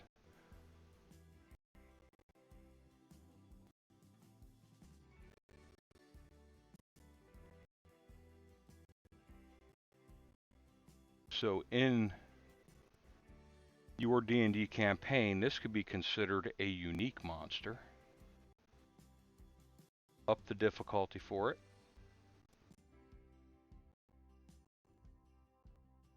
Because it should never be easy to take out something unique if you're going to take it out completely. It could be that this beast is also intelligent enough to be reasoned with. And it could be that you just want to get passage. All these things are possible. A good DM can... Way overswiped on that one. Can turn this into an intelligent critter in its own right. Maybe not with speech like we're used to. Maybe this helm gives it the ability of telepathy so that it can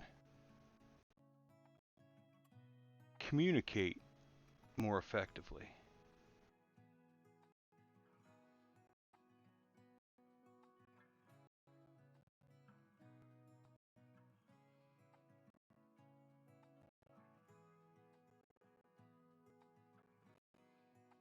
Any number of things could be said about this beastie. And if I was smart, I'd have somebody writing it all down, and I'd put it all together in a little packet to go with this guy.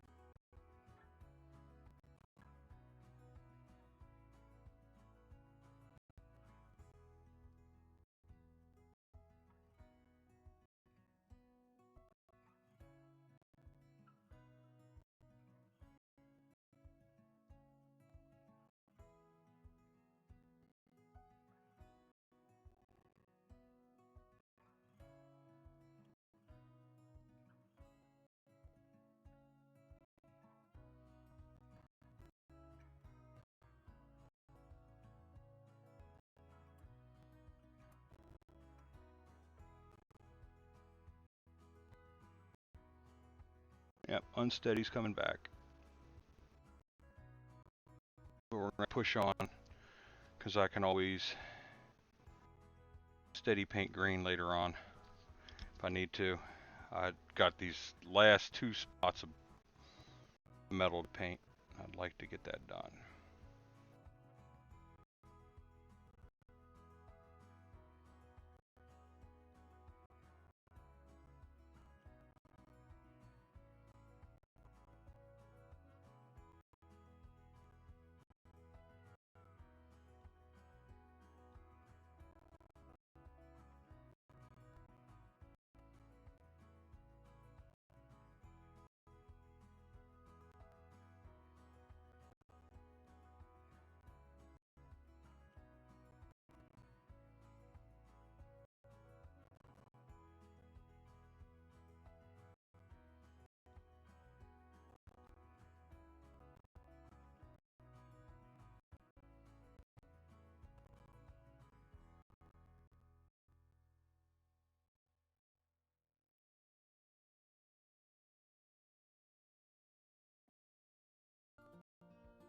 There we go. Yeah, I can see some touch-ups of green coming my way here. Let's go ahead and pop him off there real quick. Get these underside bits that were too difficult to reach the other way.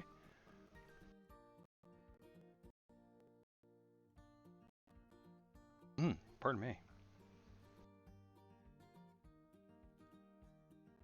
Don't know where the hiccup came from, but, you know, hopefully it was the only one.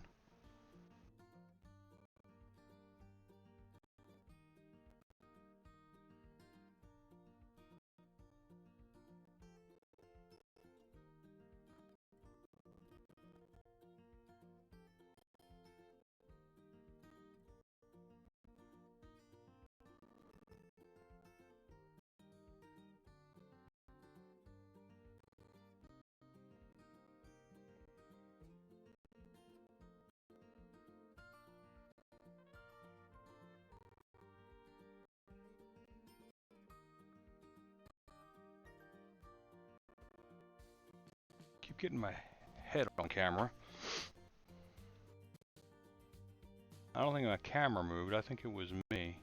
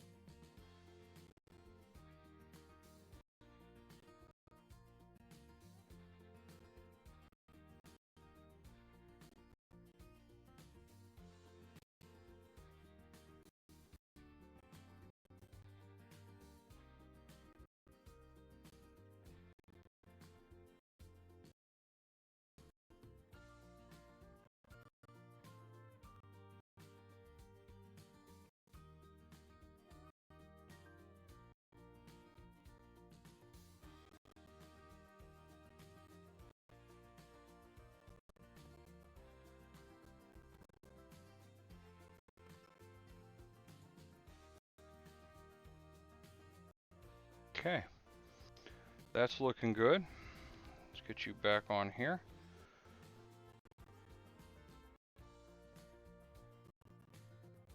Clean this brush up.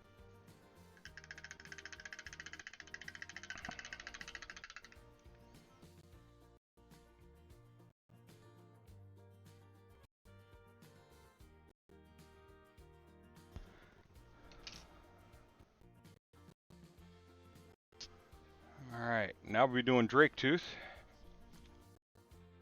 We'll get that on the spiky bits.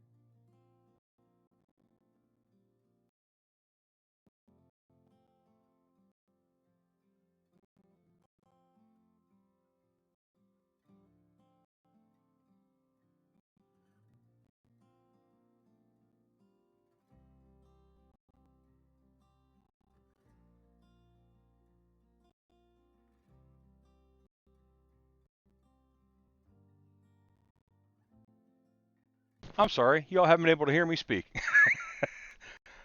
I am just the most awesome streamer at maintaining my professionalism and voice hearing capabilities.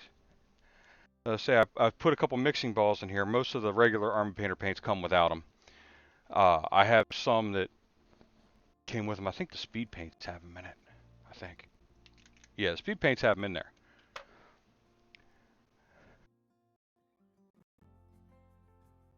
But I like adding a couple of them to it. And I couldn't find the ones I had, so I had to go buy more. 2 more packs of them just so I have some around. I need to find a little storage solution for them. I'd love to know why my cameras are so slow today. Sorry that they're jittery.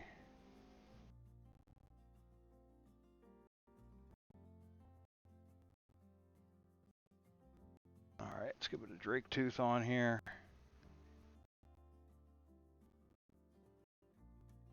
I don't know, I might want to add some medium to this, because I think that paint is still coming out of the bottle way too thick.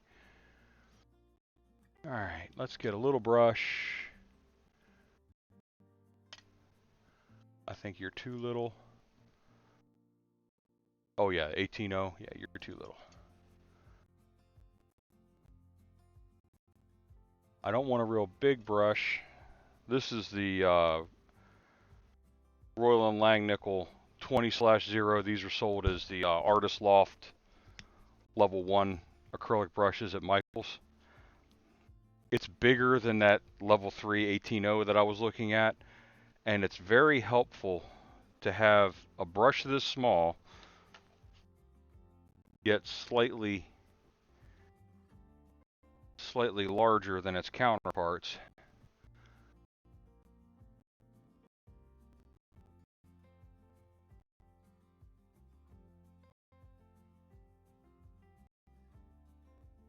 Because it still gives me that real small fine point that I want, but it's not so small that doing these larger spikes are going to be an issue.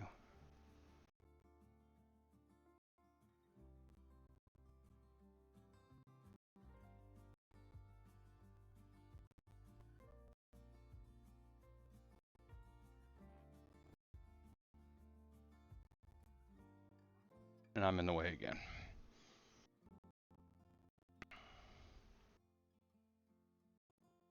And we'll dull this color out with a wash so it blends more nicely. It looks like more natural and worn bone.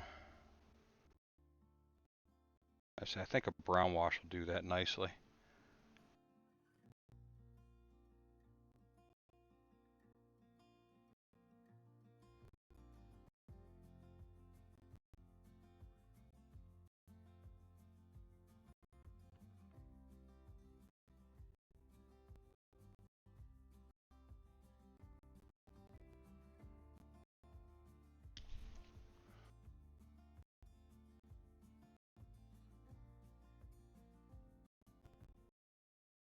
Something got in the paint there.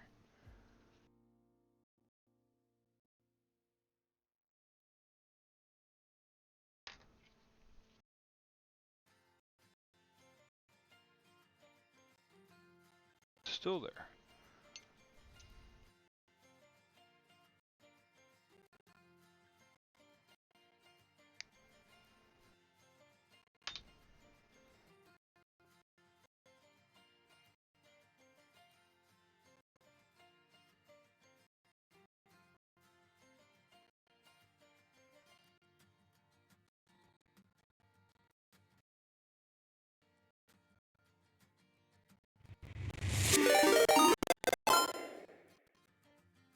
GoodNufPainting just rated with 10 viewers.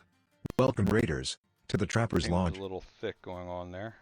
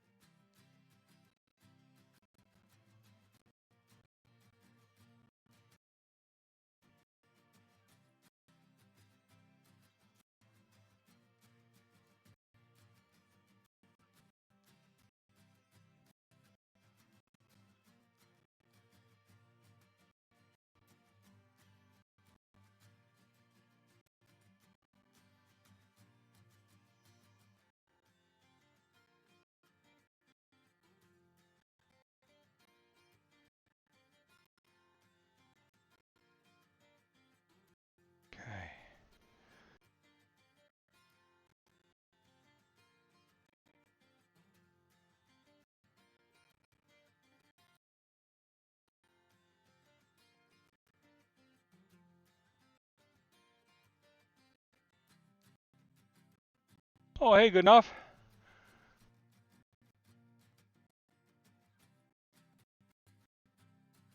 I'll see what I can do. Does he take old submissions? And just a little shout out here because Good Enough just stopped by. He is the one that sent me the beast.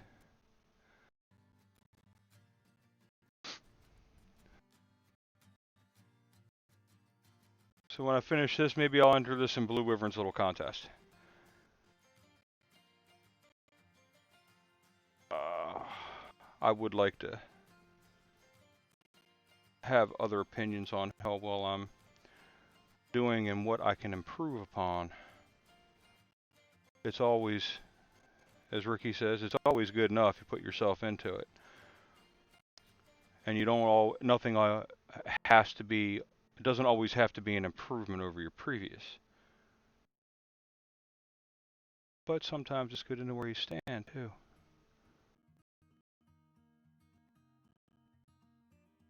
I'll keep that in mind, Misty. Thank you. I thought you painted one the ones that was on my mini factory. There were two painted versions up there, and I thought, well, maybe you did one of them since you are a merchant for him.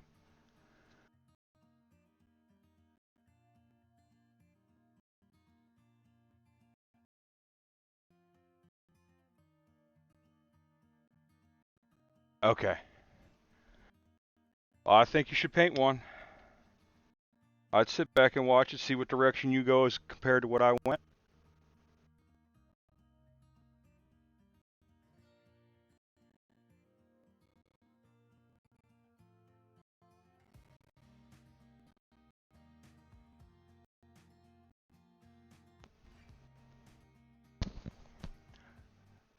No problem. Thanks for stopping by today. Enjoy the lurk, and I hope the work meeting goes well.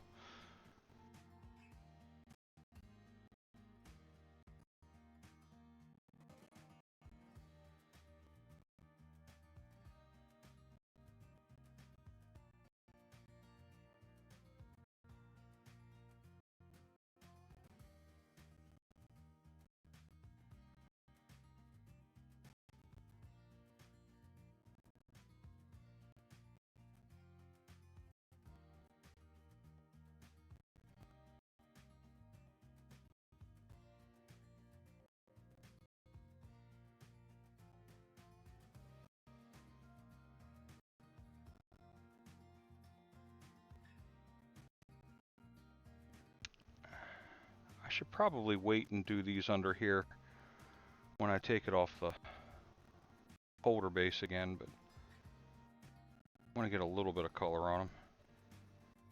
I see I missed some green in there around his toe, too.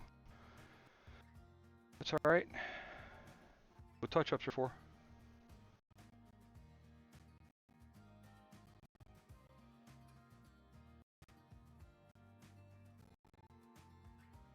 Oh.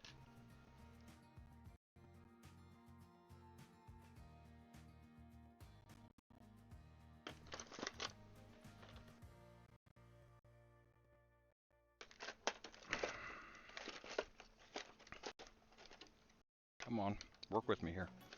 There we go. I really need to reorganize my drawers. Alright, let's see if I can get this white off of here, or did it dry already? Yeah, I think it dried already. Don't want sopping wet.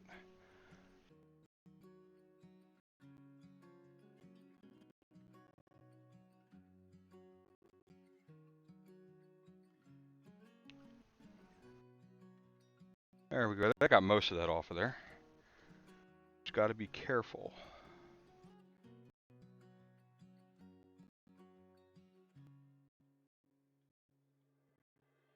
There we are.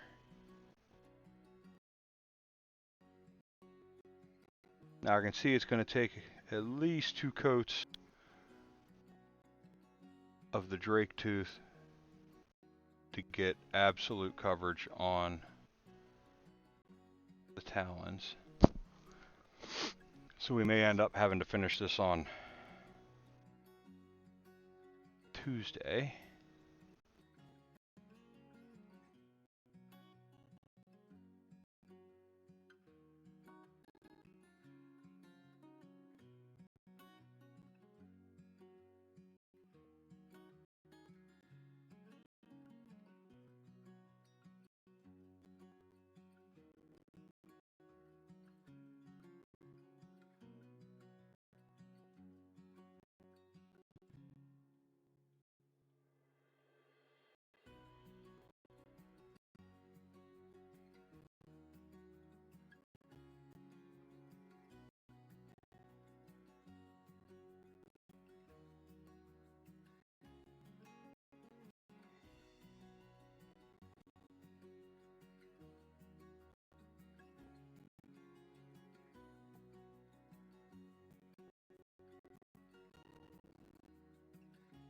I didn't even see that you raided. I didn't even hear it.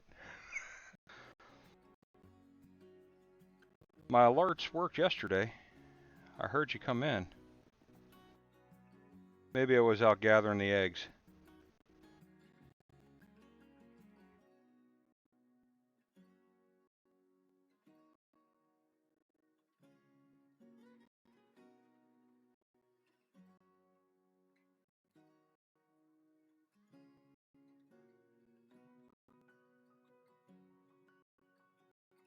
Okay, let's get these big pieces done.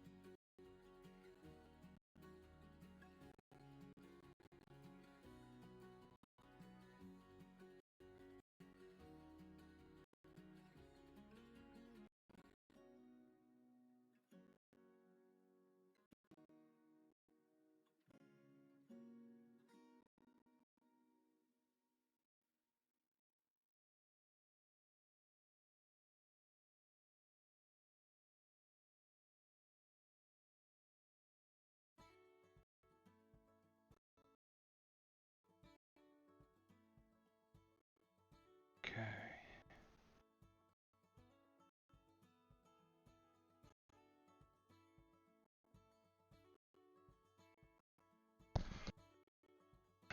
Pardon me.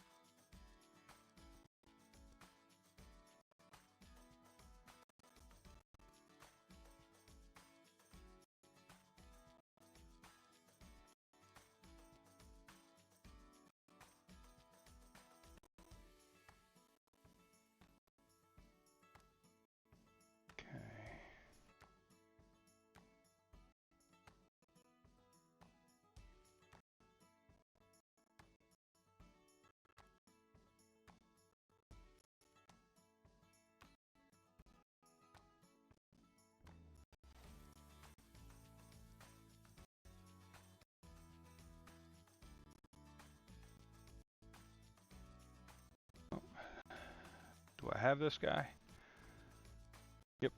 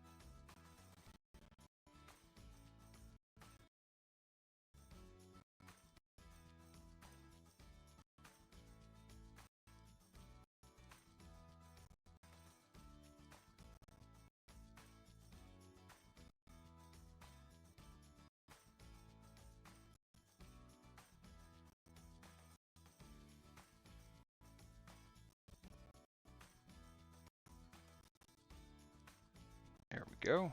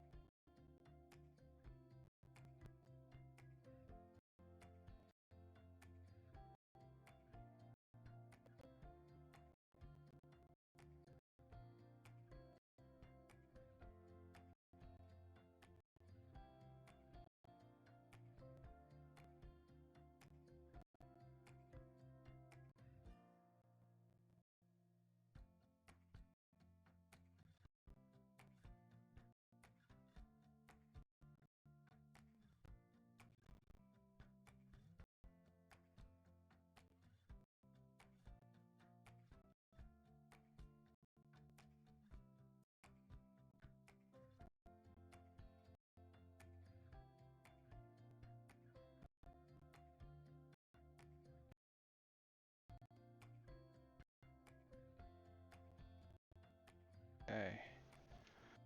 Let's finish painting up these undersides. Now we can flip it over and work on the top.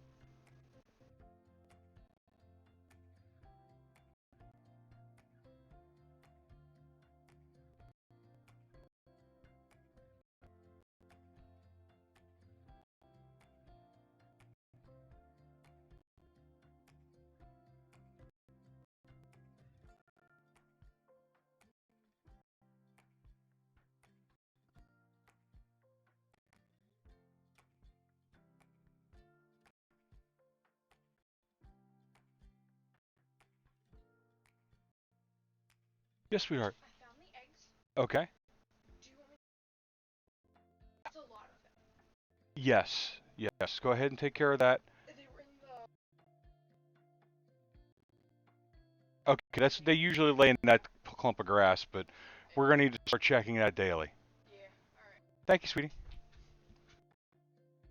Apparently the chickens have been hiding most of their eggs from us, leaving just a couple in the coop for us to grab. And my daughter found a huge clutch. And since we've been having 100-degree temperatures, and I don't know how long they've been out there, we're not going to trust them.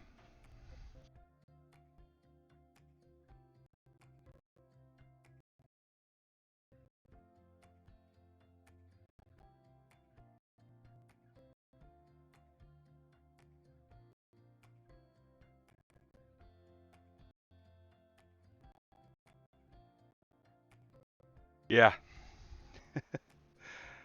They tend to do things like that. Hopefully, in the next couple weeks, I'll be able to add the baby and mama back to the flock. I don't have a camera on them because I had to separate them out. I was setting up the cameras in the coop and for the squirrel to watch the squirrel feeder and all. And once I got the camera set up, that same day, one of the other adult chickens got in there and tried to harm the baby. So I had to separate mama and baby out, and they are growing up in a little, or the baby is growing up in a little outdoor grow out coop that I use when we have meat birds. And she's almost, well, don't know if it's a she or a he yet. It's not showing any signs of either direction, but almost fully feathered. And then once they get a little bit bigger, I will bring them out and put them in the main coop. And then we'll hopefully see them climbing around in the backyard. Since we've added birds to the flock several times, and we found a nearly foolproof way of doing it. Hi, Pug. Hey, come here. Oh, this is my daughter's puppy. This is Blake. She is a snorty little sniffy little pug. Bubbles.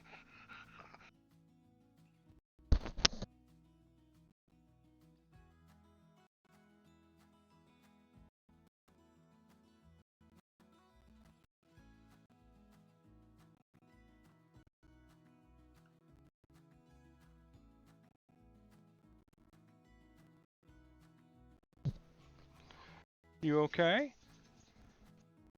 I hear Eleanor now. Is everyone coming to visit today?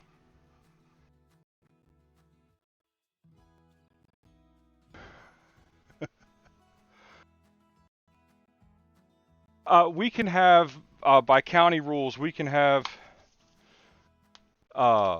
6 birds or so, since we have less than an acre.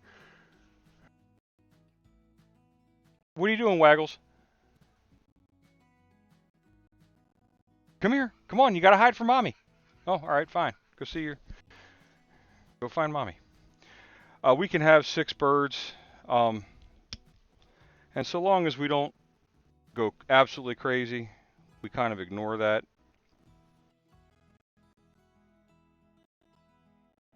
Because if you have chickens, chicken math is real.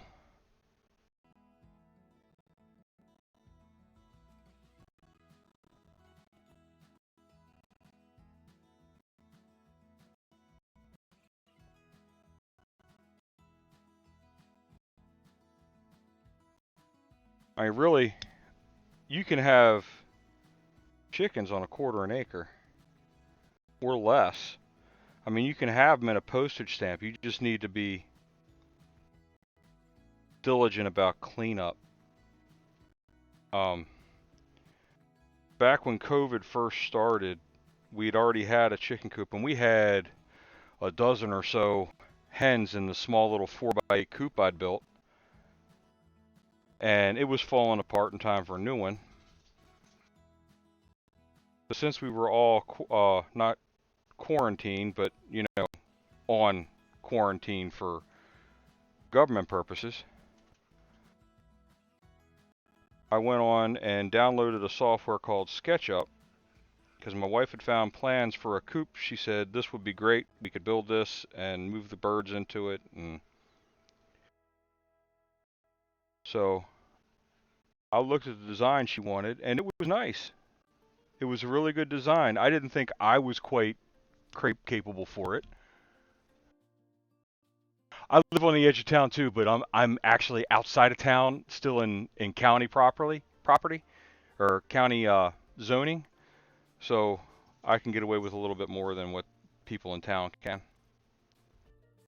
But she found that coop online, and I just thought it might be slightly beyond my capabilities the way it was done, so I looked at the way they did it, and using SketchUp, I designed the one we have in the backyard now, and it's a 4x8 foot coop, and the coop is raised so that they have access to a covered area underneath, extra shade and all.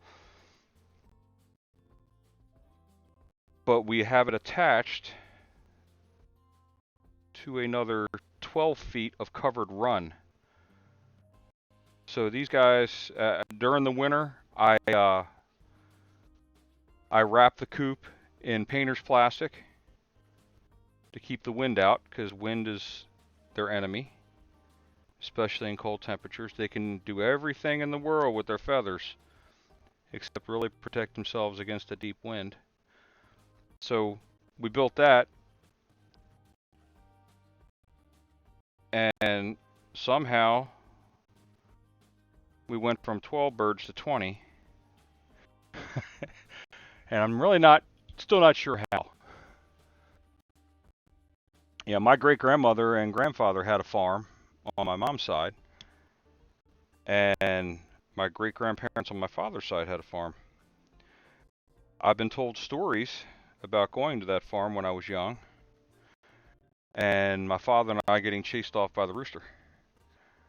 I kind of remember it, and I say kind of because I have flashes of the memory of that, but I don't really remember it. It's not something I could sit down and recall with, great detail.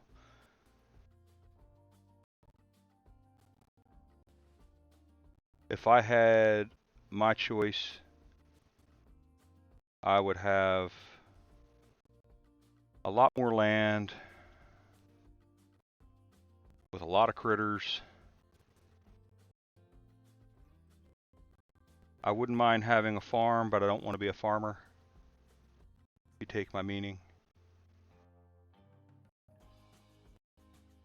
I don't mind, trading veggies with the neighbors or what have you, but I don't want to be a operating, running farm that my sole income is from the land like that. I don't think I have the wherewithal to keep up with something like that.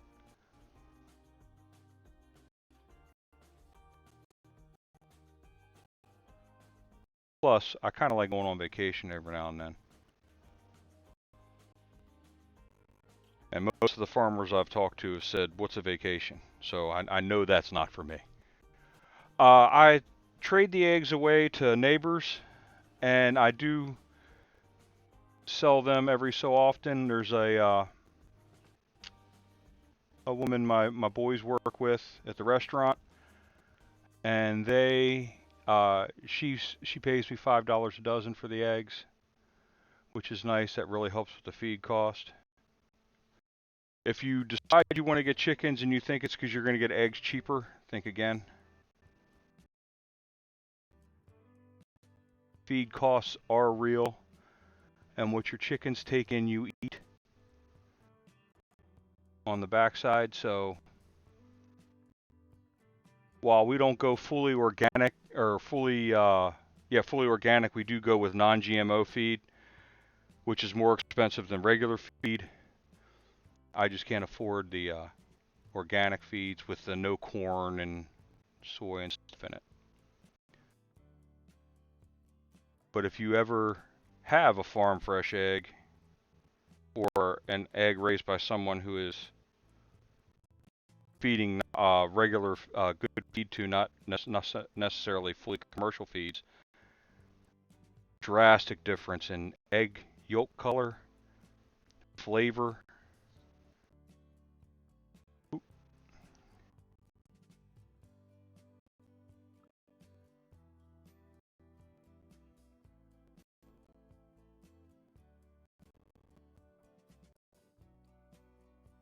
Hey, this guy's starting to come along pretty well.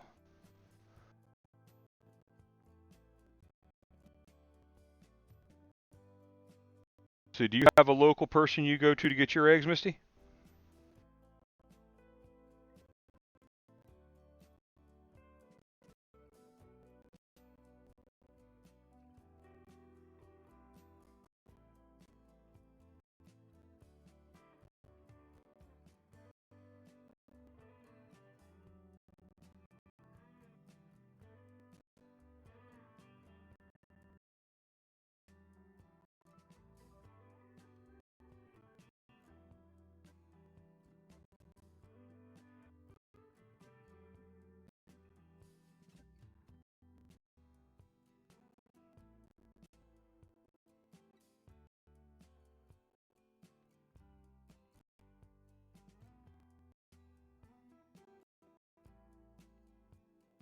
Oh, spiders.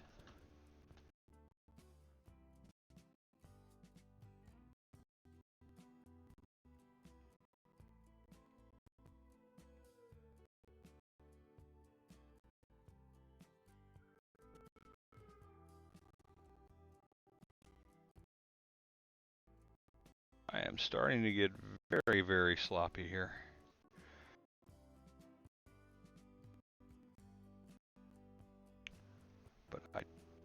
don't want to stop just yet. It's only 120.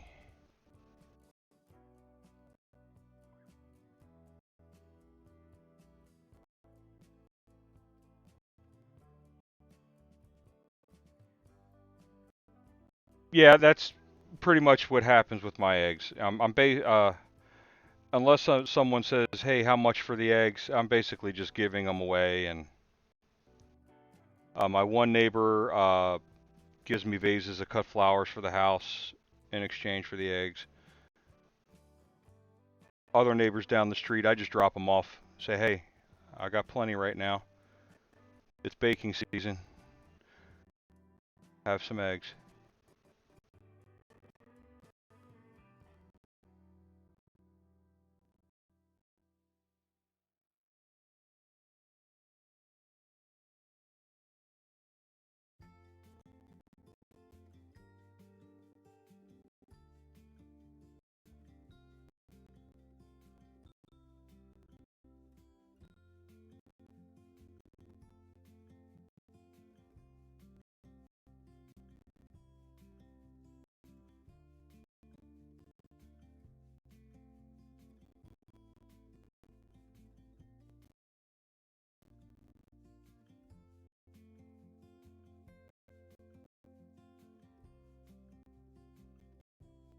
Ooh, I love fresh maple syrup. I can't eat a lot of it, but I love maple syrup.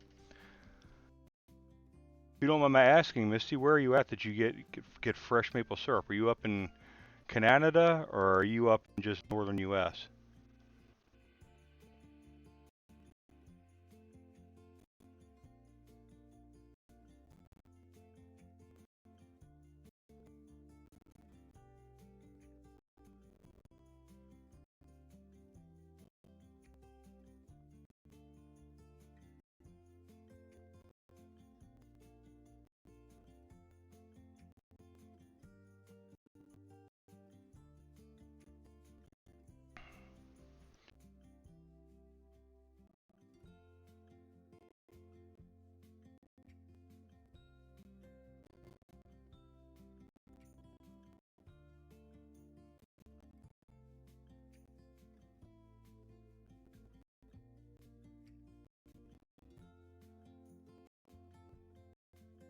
In Canada. Okay. Oh, okay. Okay, that's not too far from me. I say that, but I'm one to drop everything and drive 24 hours. So, unless you're beyond like Wisconsin or Texas, which I've driven to straight to and from when I was a little younger than I am now.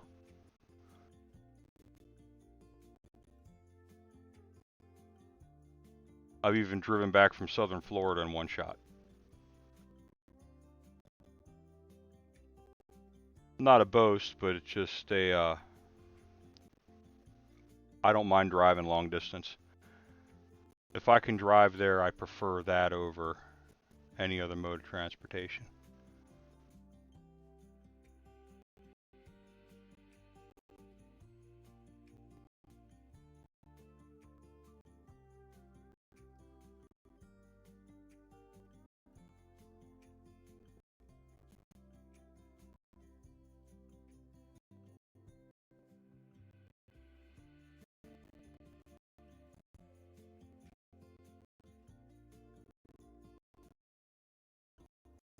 My graphics card's starting to have some issues. Or the GPU anyway, it's my rendering is going off some. So if this stream gets really bad, let me know.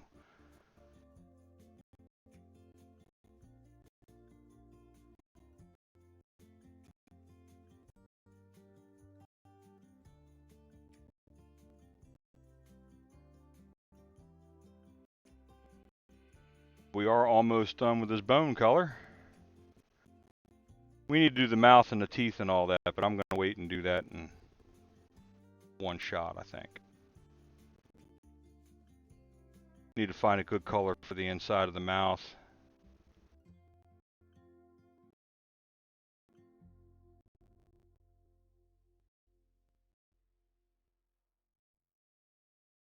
Oh wow, that's cool.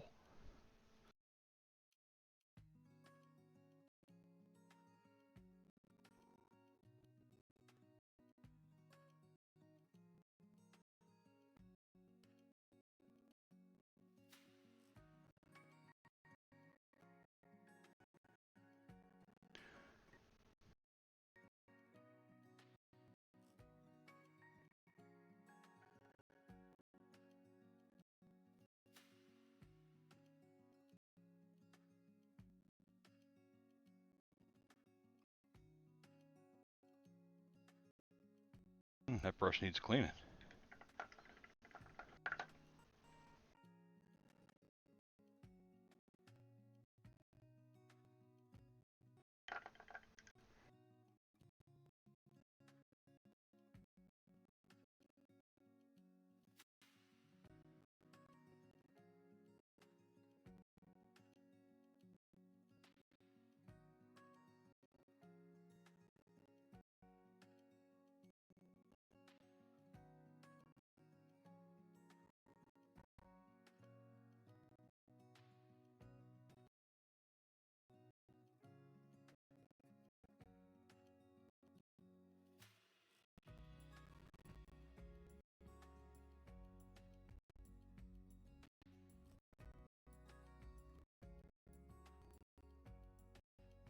Okay.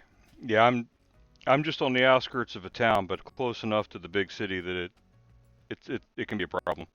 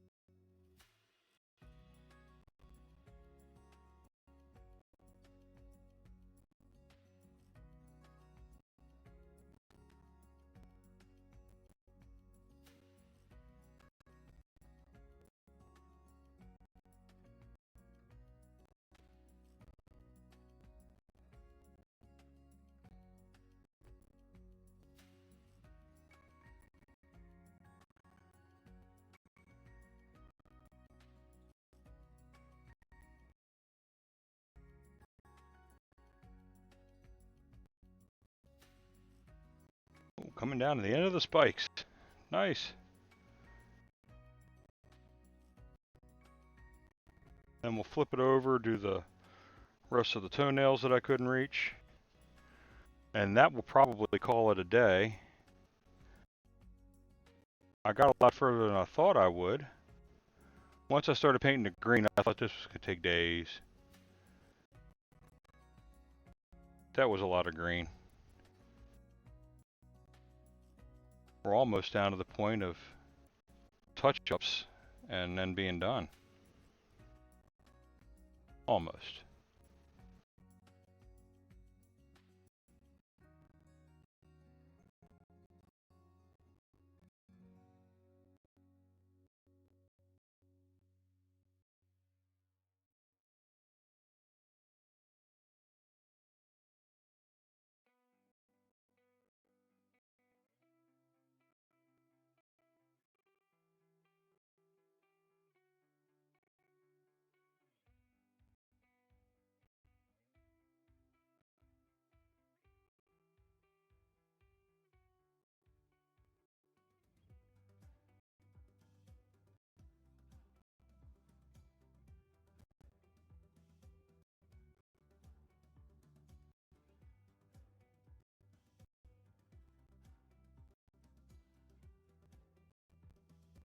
There we go.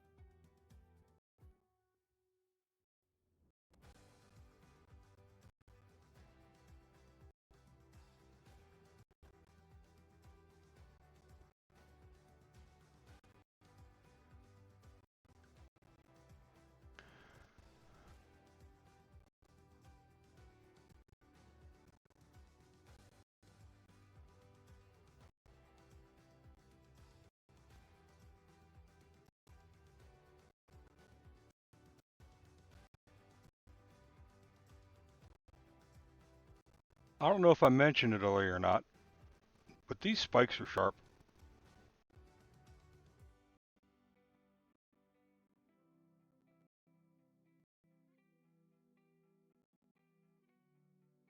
They're actually putting holes in my glove.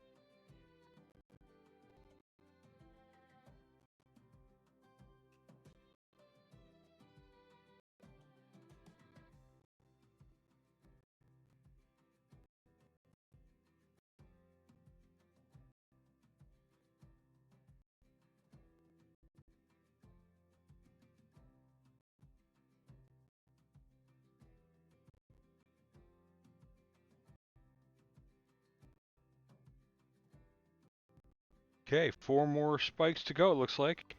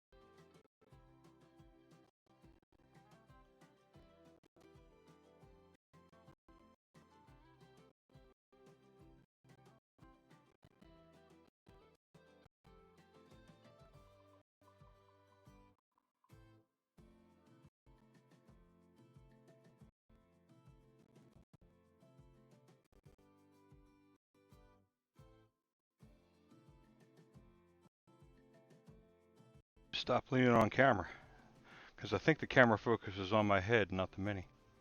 I mean, right now I'm pretty sure it's focusing on my hands and not the mini the way I'd like it to, but I have to sit down and pull out my book.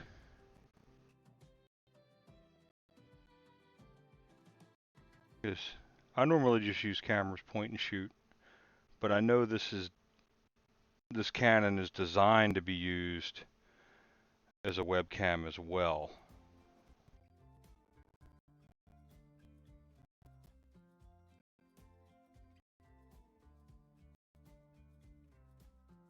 and I paid for the upgraded software for it for using it as a webcam. But I need to take a look at the regular camera functions for video and see how I can best set the focus depth for this.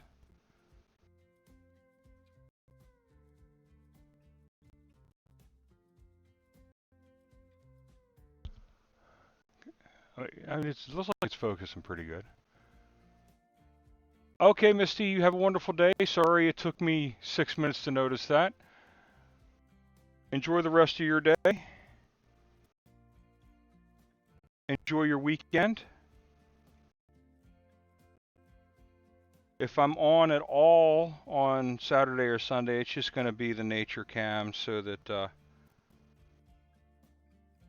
RPG community game can run.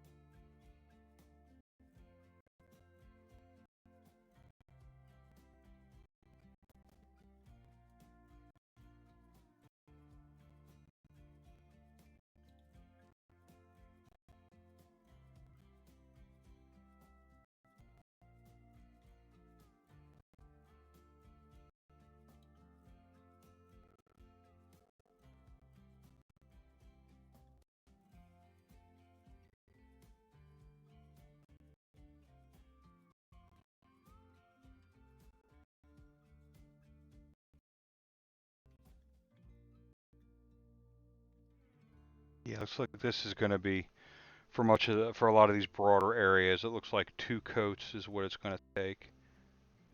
And we'll go back in and we'll touch up the green around there the way I want it.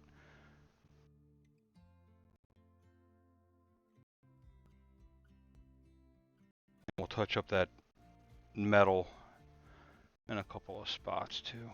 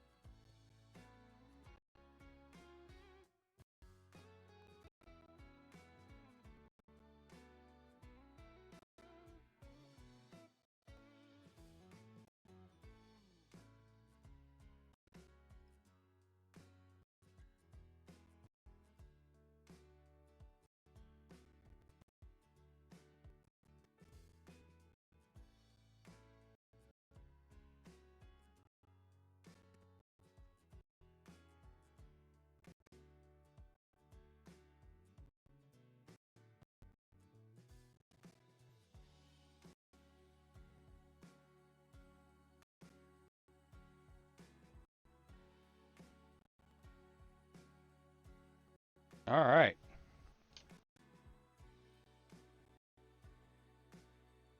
We'll have to touch up the bone around the toenails, and I want to take it off of here, but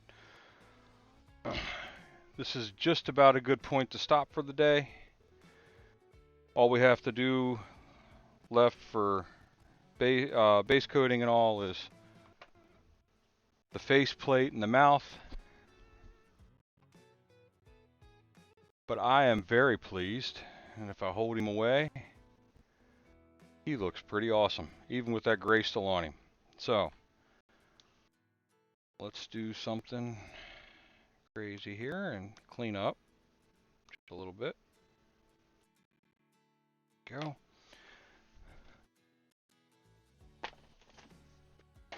Open up my trash can here. I have found that if I don't change out my paper daily, my sponge gets really, really nasty really, really fast. So I'm running with this sponge until I run out of papers from that pack, and then I'm going to replace the sponge again.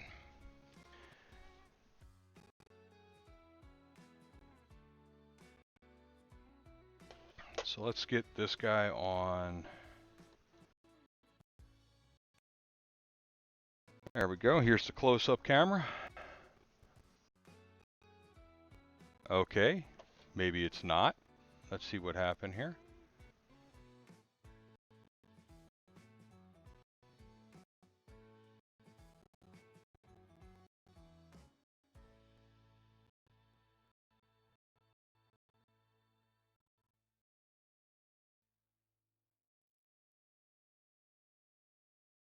Did my phone die? Oh, it froze up on my phone. Okay. Close it.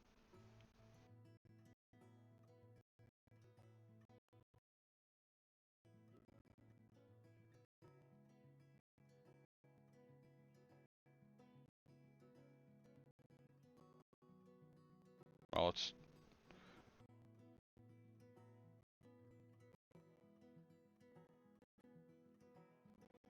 restart that software completely.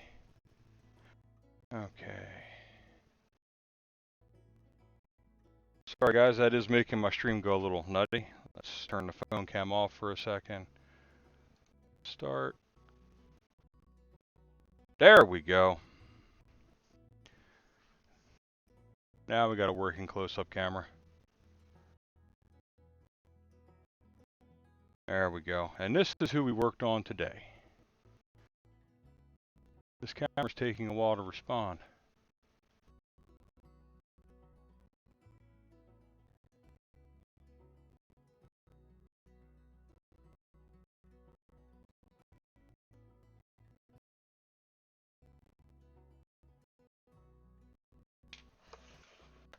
Let's move this over here.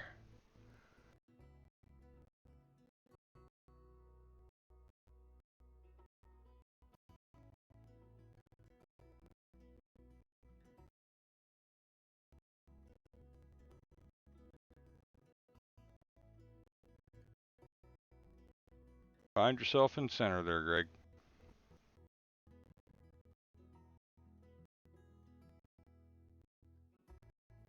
Ooh.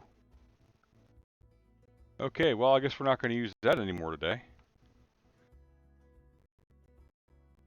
Maybe I'm just overloading my USB bus. Okay, anyway, let's see if we can get a good view from here. We started out with a solid standard Mechanicus gray looking cool lump of resin. We've got some colors on it. It stands out, it stands apart now from itself. You can see the detail in it. It does need cleanup. You can see that too. But we'll get all on that early next week. I won't work on this again until at least Monday or Tuesday so you guys can see it, which means I'll have to work on the Necron Warriors on my own time. So thank you all for coming out for this portion of the stream today. We are going to move over to the nature cameras.